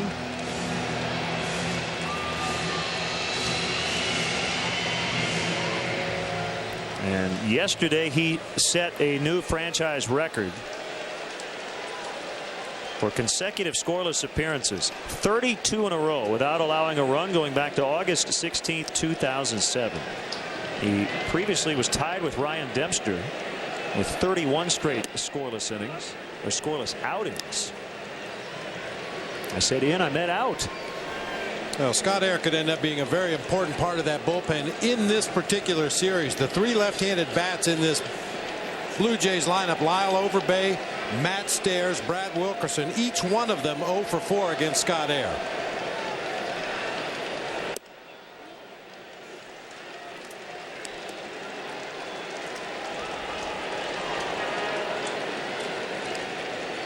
Well, at one time, Scott Eyre was designated for assignment by the Blue Jays in August of 2002. He would end up with the San Francisco Giants and became a huge part of their playoff run. They got all the way to the World Series in 2002.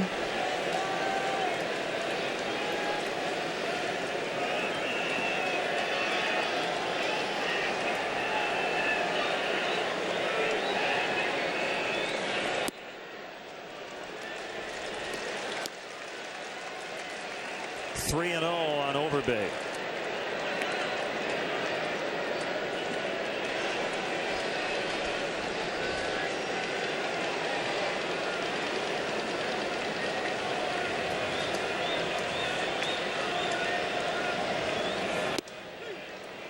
Caught the corner, 3-1.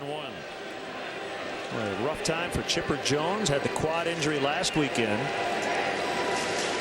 And during batting practice tonight before their game in Anaheim against the Angels, he hit a ball off the top of the cage. It caromed back and hit him in the face.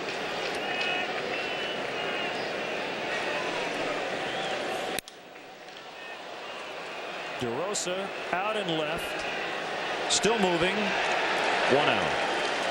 Good comeback by Scott Eyre to get Overbay after he went 3-0.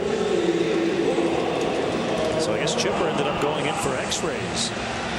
You don't expect that to happen. No. But it does happen a lot more often than you might realize.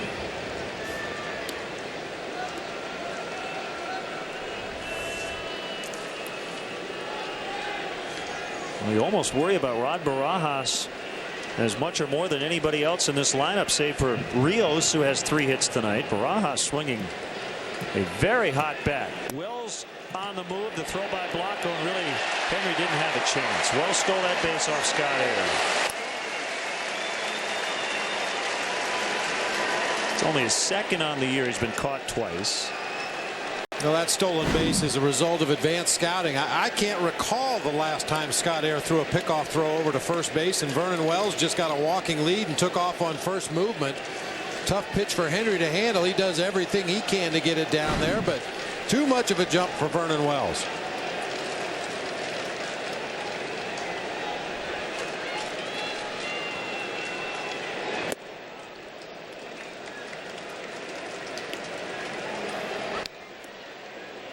Well, I personally think you just have to stay away from Rod Barajas. He's got good pull power from the middle of the plate in, especially on fastballs. Susceptible to sinkers away, change ups away, backdoor breaking balls.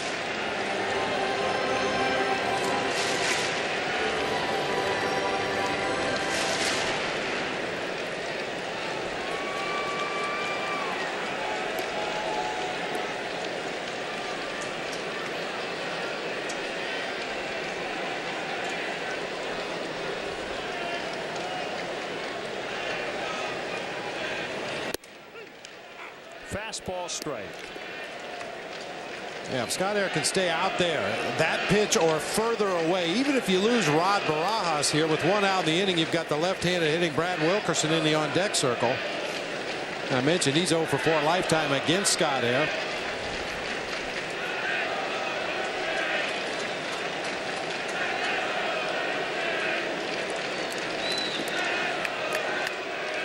Now, I'm not even sure the upside to pitching to Rod Barajas right here.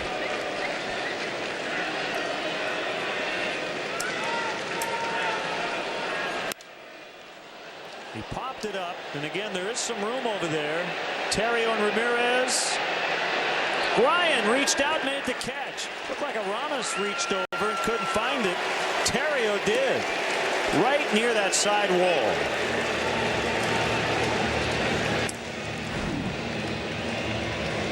Aramis looking back over his shoulder. Terrio has a little better angle and was able to get where the ball came down right before crashing into the barrier.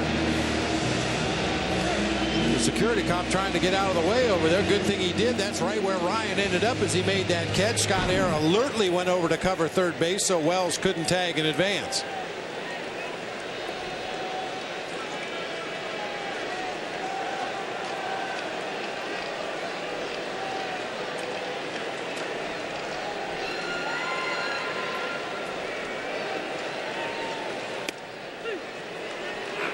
Well, Tuesday against the Mariners, Brad Wilkerson with a big go-ahead home run against the team that released him earlier this year in a Blue Jays 3-1 victory.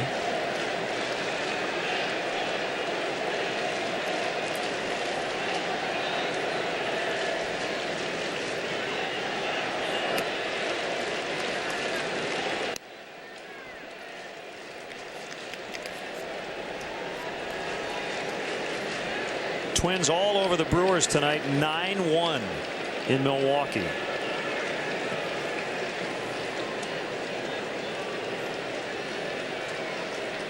Bottom 7 in that contest.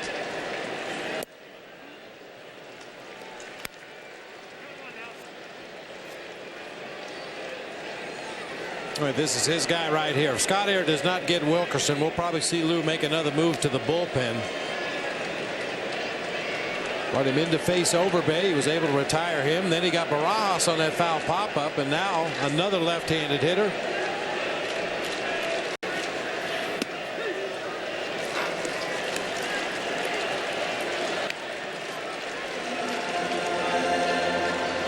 First of 3 this weekend, then off to Cooperstown for the final Hall of Fame game. That's an exhibition game on Monday, and then 3 at Tampa Bay.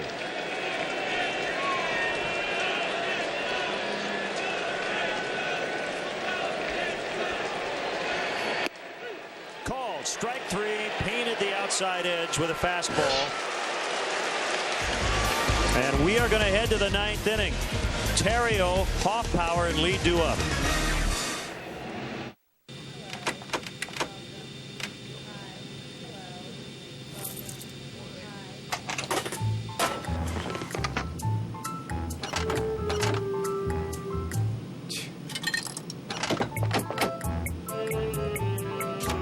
Tired of being nickeled and dimed by other airlines? Is this your first flight?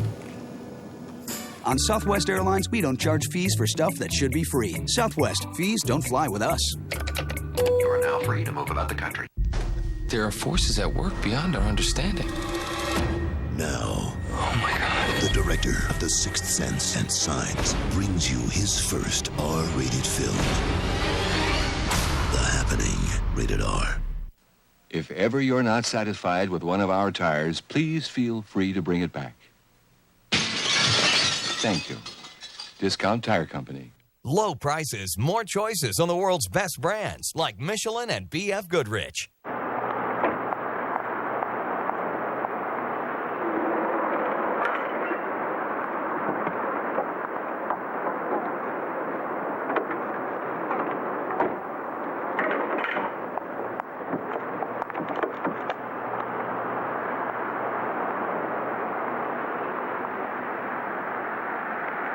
Now get 0% APR financing for 60 months on any 2008 Chevy HHR.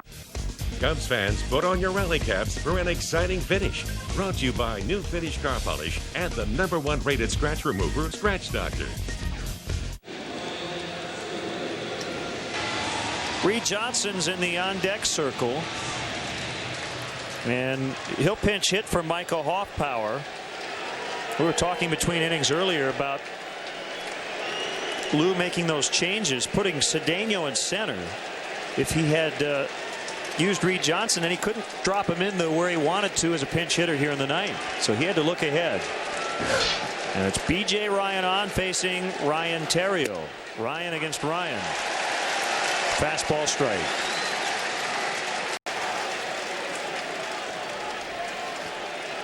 Ryan had a 0.53 ERA at the end of May. It's now up to 3. He started the year on the disabled list with forearm and bicep soreness and was activated in mid-April. He's coming off Tommy John surgery a little over a year ago, May of 07. 0-2.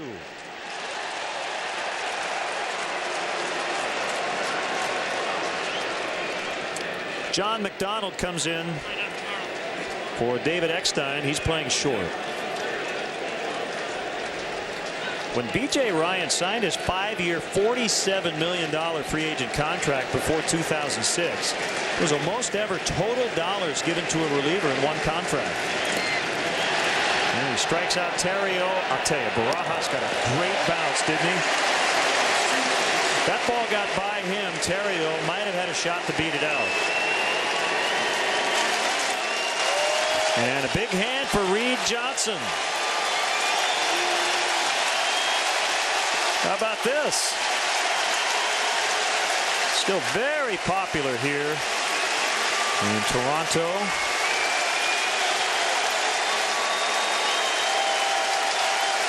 Batting for the first baseman, Michael Hoffpower, number 9, Reed Johnson. Well, you don't see that very often. The home crowd with a standing ovation for a visiting player.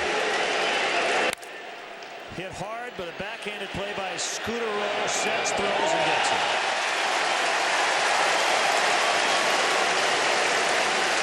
Well, Reed just kind of didn't fit into their plans, as I mentioned earlier. Pitch, that's a strike. So Derek will probably take that one again on a 3-1 count if Ryan throws that same pitch. That was a pitcher strike at the knees on the outside corner. You don't want to swing at that anyway. There you go, 3-2.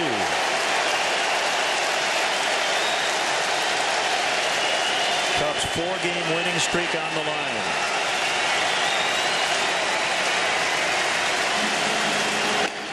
And he walked him.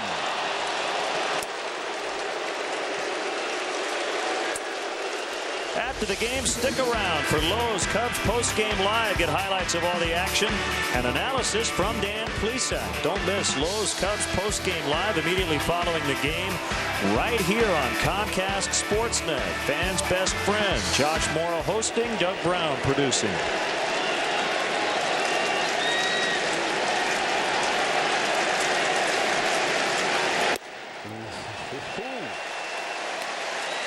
Aramis was trying to give the Cubs a lead right there. Got a fastball up and out over the plate. Took a home run swing, but came up empty.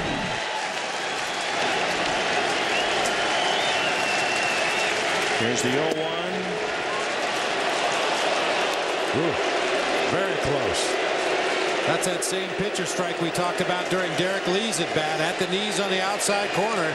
You're not going to be able to do anything productive with it anyway. 0-2. It looks like Aramis' head's coming off the ball just a little bit on those last 2 big swings, not tracking it all the way to contact. You see him looking out in front of home plate there. 1-2 pitch. He reached out, popped it up, over near the dugout, and Barajas has it. And the Blue Jays take the opener. Not an easy play. That was a long run for the catcher Barajas. And B.J. Ryan after some struggles to begin this month, picks up the save.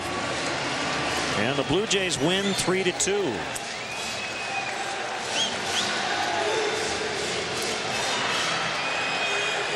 So it was A.J. Burnett over Sean Gallagher.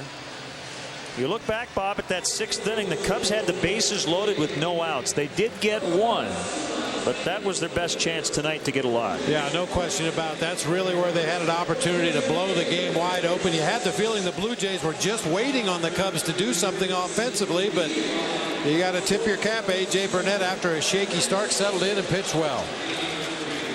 And Burnett is the Chevy player of the game. He now improves to 3-0 in his career against the Chicago Cubs. 5+ innings, 4 hits, 2 runs. He walked 3, also hit a batter, but struck out 7, kept the ball in the ballpark, and he's tonight's Chevy player of the game.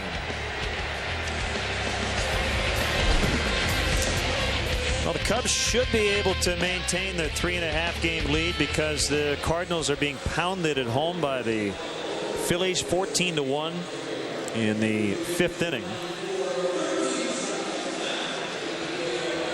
Speaking of pounding, a couple of balls were pounded tonight. The Nissan drives of the game. They went back-to-back. This is all the Blue Jays did scoring-wise. 2-run homer by Matt Stairs after a Rios double to begin the 3rd. This was off Sean Gallagher. And then Scott Rolen also pulled one just inside the foul net down the left field line. Yeah, really not a horrible pitch to Scott Rolen, unless you know that he is a good low ball hitter, and that ball was right where he likes it, down and in. And to repeat, it does not get easier tomorrow. Jason Marquis will have to be on top of his game because he's going to face one of the best in the business, Roy Halladay.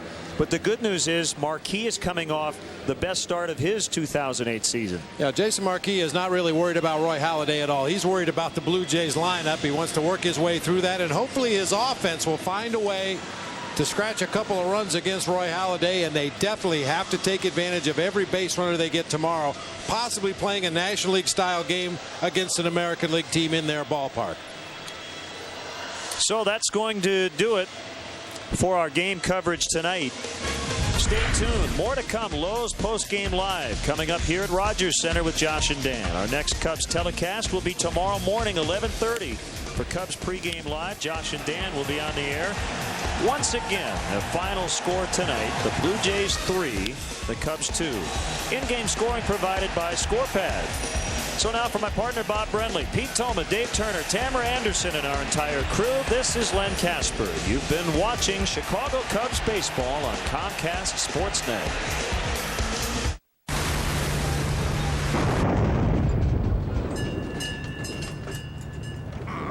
Hey, Skip, need you in the wheelhouse.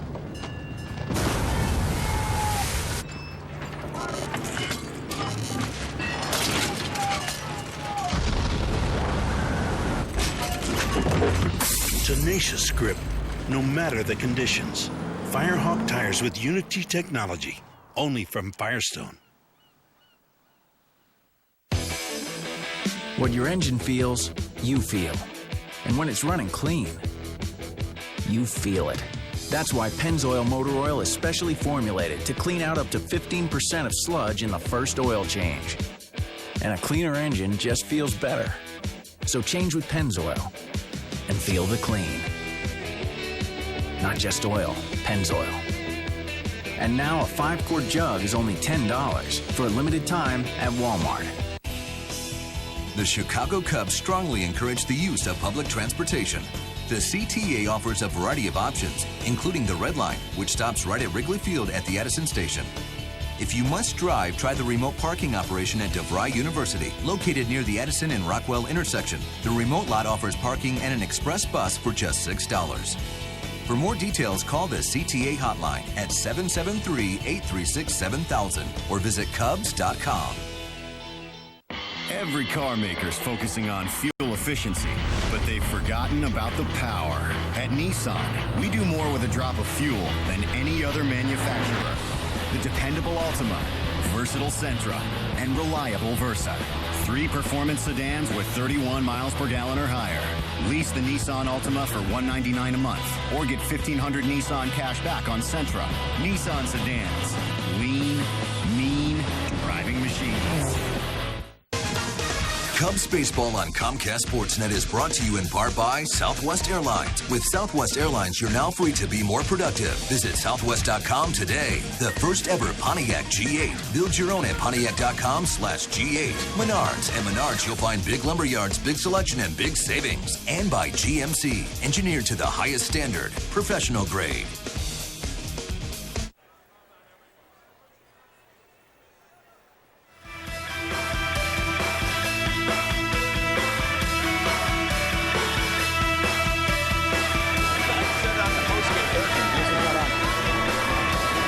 This is the kind of game we have not seen very often this year for the Chicago Cubs as the Blue Jays beat them here at the Rogers Center by a score of 3-2. Welcome to Chicago Cubs Postgame Live along with Dan Plesac, who had a very nice night, one of the few Cubs who did. I'm Josh Mora, and you know, I think, Dan, you would look at this Cubs team, and in a close game, almost every night you're going to take the Cubs bullpen over the other team's bullpen. The best the other team can do is a draw. They got that tonight, and that's why the Blue Jays were able to escape with the win. Well, what we touched on in the pregame show, A.J. Burnett is very capable. He gets erratic and wild at times. He gave the Cubs a couple of opportunities. They just weren't able to deliver that big hit to break the game open. It's never been a question about A.J. Burnett's stuff. It's just been bunching 4 or 5 innings together. He'll give you a chance to beat him, but he was awfully good, and his stuff was awfully good tonight. And really, Sean Gallagher pitched terrific. He made a couple of mistakes, back-to-back home runs, but really, you're going to give up some runs. He threw the ball very well, got into the 7th inning. You know, this was a tough game to lose, but, you know, they pitched well. They just could not come up with a big hit. And especially against the bullpen, and the Cubs did have their chances. I thought there was going to be a big turning point in the 6th. The Cubs were able to make Burnett throw some extra pitches in the 5th inning. With 2 outs and 2 strikes, he hit Micah Hoffpower. The Cubs were able to extend that.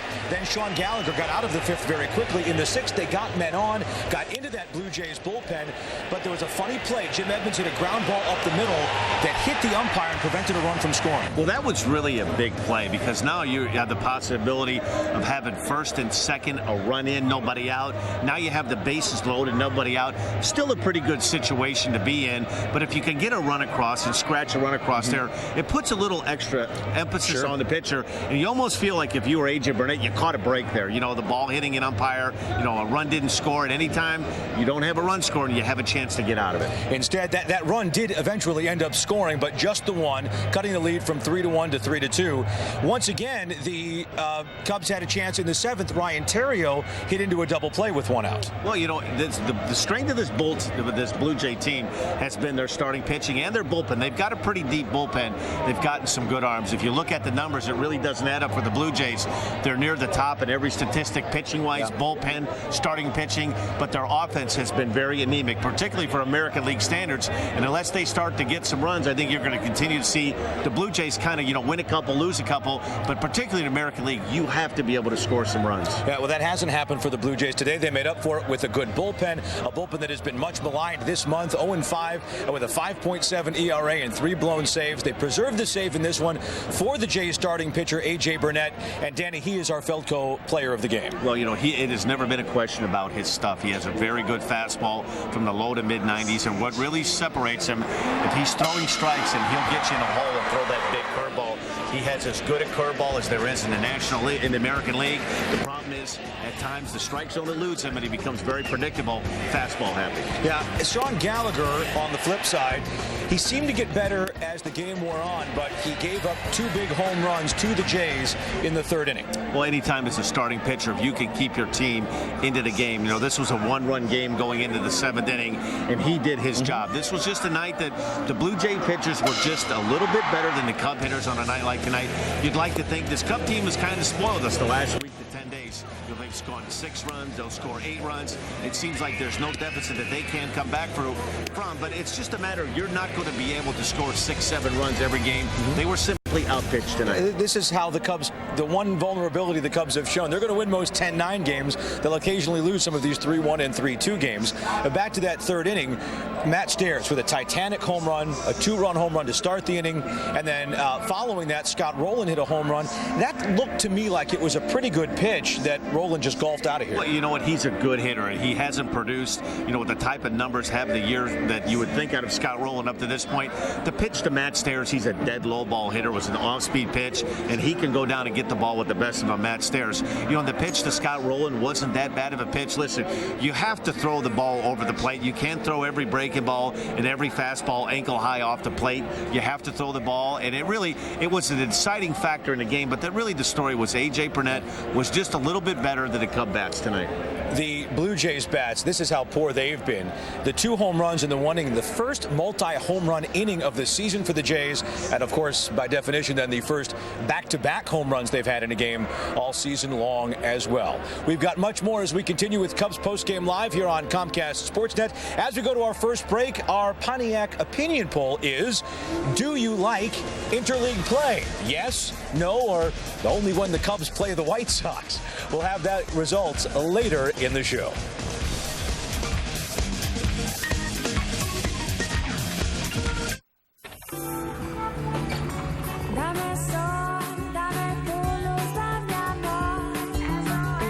McDonald's iced coffee comes in 3 delicious flavors, regular, vanilla, and hazelnut. Try one today. Never before has the gecko been captured on film talking about RV insurance. So, you guys travel a lot. You should check out Geico and get a free rate quote on RV insurance. This is truly history in the making. You can also get a rate quote on motorcycle insurance, ATV insurance, personal watercraft insurance. Sounds good. Excuse me, I'm up here. Geico, saving you money on insurance for your car and the other stuff that moves you. Want a new TV for free? Who doesn't? Buy any TV, any size, June 2nd through June 15th at Grant's Appliances, Electronics, and more, and it could be free. Pat Hughes here from my good friends at Grant's. Your TV could be free if either the Northsiders or the Southsiders win the baseball championship in October. Digital's coming. Don't wait. Buy now at Grant's. Any Sharp, LG, Samsung, Sony, any... How both teams are doing the day after. Plus an interleague matchup a decade in the making. The Marlins against the Rays. This is ESPN News.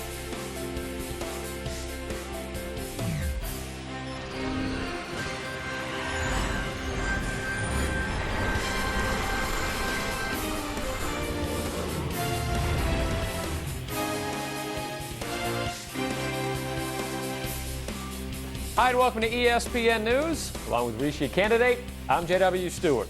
The dream pairing of Tiger Woods and Phil Mickelson provided mixed results in day 1 of the U.S. Open. Yes, both guys who are big fans of Torrey Pines have had a great deal of success at Torrey Pines, did not have such great success in round 1. Both of them were multiple shots back, respectively, following the opening round. And remember, as mentioned, they love this course. So how did round 2 fare?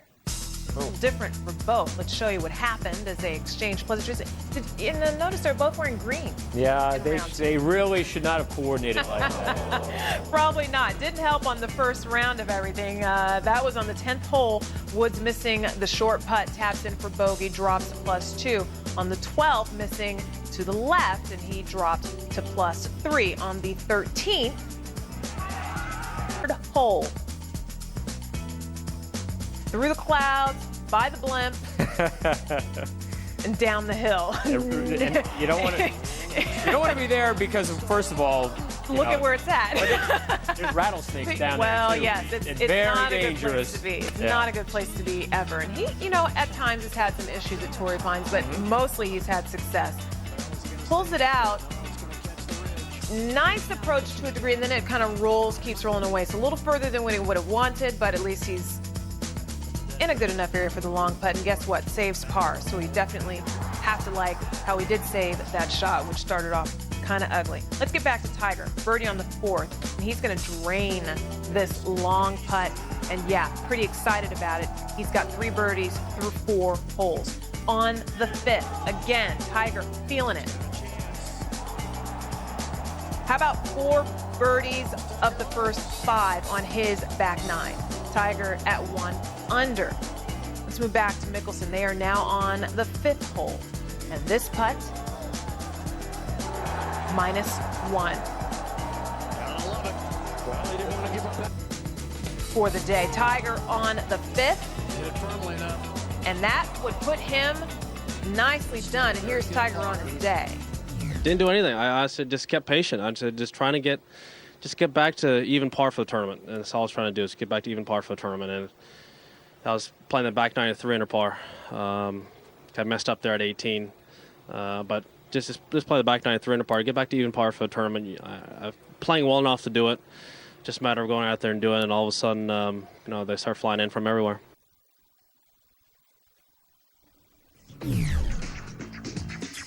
All right, so here's a look at what Tiger Woods did. You gotta love how solid he was on his back nine. Shot his way within one stroke of leader Stuart Appleby thanks to an impressive 30 on his second 9 at Torrey. It was within a stroke of the best 9 holes ever shot in U.S. Open history. Vijay Singh was the last to shoot a 29, and that was in 2003. Well, what about the rest of the field? Kevin Streelman was the leader coming into Friday, had some trouble on the par 3 third. Streelman searching for his ball off the errant tee shot and putting for double bogey. And he misses, so he's already off to a really bad start. Triples on the third, 3 over for tournament. Vijay Singh for a short bogey, and he cannot convert, +7 for the tournament. Ernie Els on his second shot, par 3 8th, and he just misses, rimming out for the bird. He would par the hole, even for the tournament. Davis Love III, however, was moving right along. Drains the putt on the 6th. He birdied 7 as well, and how about 8? That's his third birdie in the row. He was at -1 for the tournament. Adam Scott on the 18th hole, his 9th on the day. Scott misses the birdie putt to the right. Makes his way to the hole for the easy tap in right. He finished at +4 for the tournament. On Stuart Appleby, however, on the 9th hole, putting for bird, and this would move him into a share of the lead. He converts, and that is where he finishes for the tournament at this point. A 1-shot lead at -3, leading Tiger at -2. And there's Phil Mickelson down there at +4. And you'll notice a name that's not on there. That would be Angel Cabrera, the defending U.S. Open champion. Well, he missed the cut. And let's take a look at some of the other notables that missed the cut. Along with Angel Cabrera missing the cut by 13 over, there were others such as former Masters champ Zach Johnson, as did KJ Choi, Mark O'Meara, and Colin Montgomery. Game 4 between the Lakers and the Celtics. Lakers trying to make it 2 in a row. Oh, the Lakers look sharp early. And the Celtics have come back from 24 down to tie the game. Allen on the drive, gets to the basket, lefty layup. The Celtics turn in one of the great comebacks in NBA playoff history. The Celtics have injuries. Paul Pierce has a bad knee. Point guard Rajon Rondo has a bone bruise in his left ankle. And center Kendrick Perkins has a strained left shoulder. The Lakers are hurt too, psychologically. LA blew a 24-point lead in Game 4 last night and now trails the NBA Finals 3-1. With Game 5 not until Sunday, they have an extra day to think about it. Here's our crew at Staples Center. Part of the Magic Kingdom here in Southern California, Disneyland. And, well, speaking of magic, that's something that Laker fans could use a little bit of when you talk about the context of the Lakers and their situation right now, down 3-1. I'm Mark Jones at Staples Center along with Jalen Rose and Stephen A. Smith. No team has ever come back from a 3-1 deficit in the NBA Finals to win it, and the last loss by the Lakers was their first in playoff action here at home. Jalen Rose, when you look at the numbers, what happened to the Los Angeles Lakers in the second half? Mark, the beginning of the game couldn't have started better for the Los Angeles Lakers. Everybody was involved. They was getting ball moving. Lamar Odom was basically dominant. Look at him getting an outlet pass. That's your power forward. A pass to your center, back to your power forward for a layup on a fast break. The bench is energetic. The Lakers are confident. Here you see Odom and Gasol again. Look at the spacing. Kobe comes off the pick and roll, kicks it inside to Odom. That's basically a set play underneath the Gasol for the two-hand slam. The spacing was there. The execution was there. Now look, the spacing isn't there. Kobe goes one-on-one in the post, blocked by Paul Pierce. Once again, Kobe double-teamed after he penetrates left. Kevin Garnett challenges the play. Sasha just careless with the ball. This can't happen. Ray Allen does a great job of harassing him. And once again, you see Kobe step through, but a left-hand shot, a low percentage shot. Basically, the Lakers got out of what they were doing and made them successful. The Celtics increased their intensity, and from that, that's how they found a way, the Celtics, that is, to pull a game out. But, I mean, it was a 24-point deficit that the Celtics were facing. What happened? Well, they amped up the defense, number one. Number two, Doc Rivers surrounded Kevin Garnett with shooters. Number three, they started making shots, obviously. And number four, more importantly, the Los Angeles Lakers got petrified, got a bit scared. Palms got sweaty, behinds got tight, and they simply didn't get the job done. That's what it just really comes down to. You look at Lamar Odom. He was 6 for 6 in the first quarter. He was 7 for 7 in the first half. 15 points and 8 rebounds at the half. The entire second half, playing 39 minutes total for the game. He had 4 points and 2 rebounds in the entire second half. That is anemic. That is pathetic. Don't even bring up Pau Gasol. I don't care about the numbers. They both had a double-double at the end of the game, but they were not impactful numbers because when the game mattered most, it was on the line. They stood around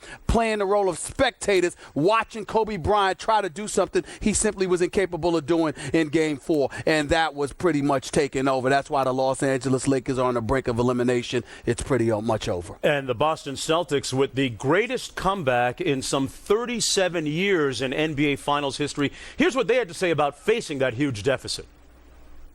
I think about us being in that predicament. We weren't really competing. And then there was a point where Rondo just got the ball out and he just started going. And we started playing basketball. We started getting easier baskets. Defensively, we got back on defense as opposed to them getting into transition and scoring easy buckets. So, it definitely worked out in our favor. Once we got our defense together, I think that set the tone for us. We started to get stops and rebounds, and once we did that, we started to flow into our offense. We moved the ball, and we got good looks, and the ball started to fall for us. Posey was really key for the Celtics, 18 points off of the bench. And when you look at that 21-3 run to end the third quarter, that was a huge part of them being able to turn it around. How exactly did they turn it around? Mark, people underestimate what the word team really means. The Celtics are just that. Yes, we talk about the big three and they sell tickets, but the other guys are battle-tested too. Played 2 7-game series, went up against an experienced Detroit team. They fought through injuries with Pierce, Perkins twice, Tony Allen, Rondo. Now last night, Perkins goes out. What do? They go small. It forces Kevin Garnett to play closer to the basket or in a high post situation. Here he sets the pick for Paul Pierce. Open shot, swings the ball, Eddie House. He's going to knock that shot, one of the quickest releases in the game. That starts the momentum going in the Celtics' favor. Here you go again, a 3-1 pick and roll. House is a catch and shooter, so Jordan Farmer has to do a better job of showing and getting back to the shooter. House knocks down another jumper. The Celtics are getting into their offense. Now you see Garnett catching the ball basically 15 feet away from the basket after this pick and roll. Ultimately, the shooters are spotted up like ducks on the pond, waiting the Lakers pick their poison. They allow KG to go one-on-one. He takes it into the paint, takes the high percentage shot. The Celtics started picking this team apart. And here you see Ray out, totally unexcusable. What is Paul Gasol doing? I don't know if he figured that it was the first quarter or the fourth quarter, but it's game time. You got to shut off that penetration. They didn't do it. The Celtics got stronger when adversity hit. The Lakers seemed to get tight. I don't think we placed enough of an emphasis on heart because clearly the Boston Celtics' heart is a lot bigger than the Los Angeles Lakers. You look at Kobe Bryant, you erase him from the equation because he's proven over the years what kind of a heart he has. But he's going up against a true team like Jalen Rose just elocuted. And the fact is, with KG, with Paul Pierce, with Ray Allen, they were 3 stars for a reason because they were starving for a world championship. But what they've done is contaminated the rest of their team in a good way because what they've done is infuse a level of energy, a level of tenacity and focus in the rest of the guys around them. You've got a team on a Boston Celtics that are all about doing their job and filling their roles. And you got a coach in Doc Rivers that is coaching his butt off. You look at the Los Angeles Lakers, everybody seems to be trying to do a little bit something more than they're capable of. Yeah, Doc Rivers, Stephen, has really given each player 1 through 12 on that Celtic roster a little bit of equity in the team. And one of those role players, Kendrick Perkins, injured in Game 4.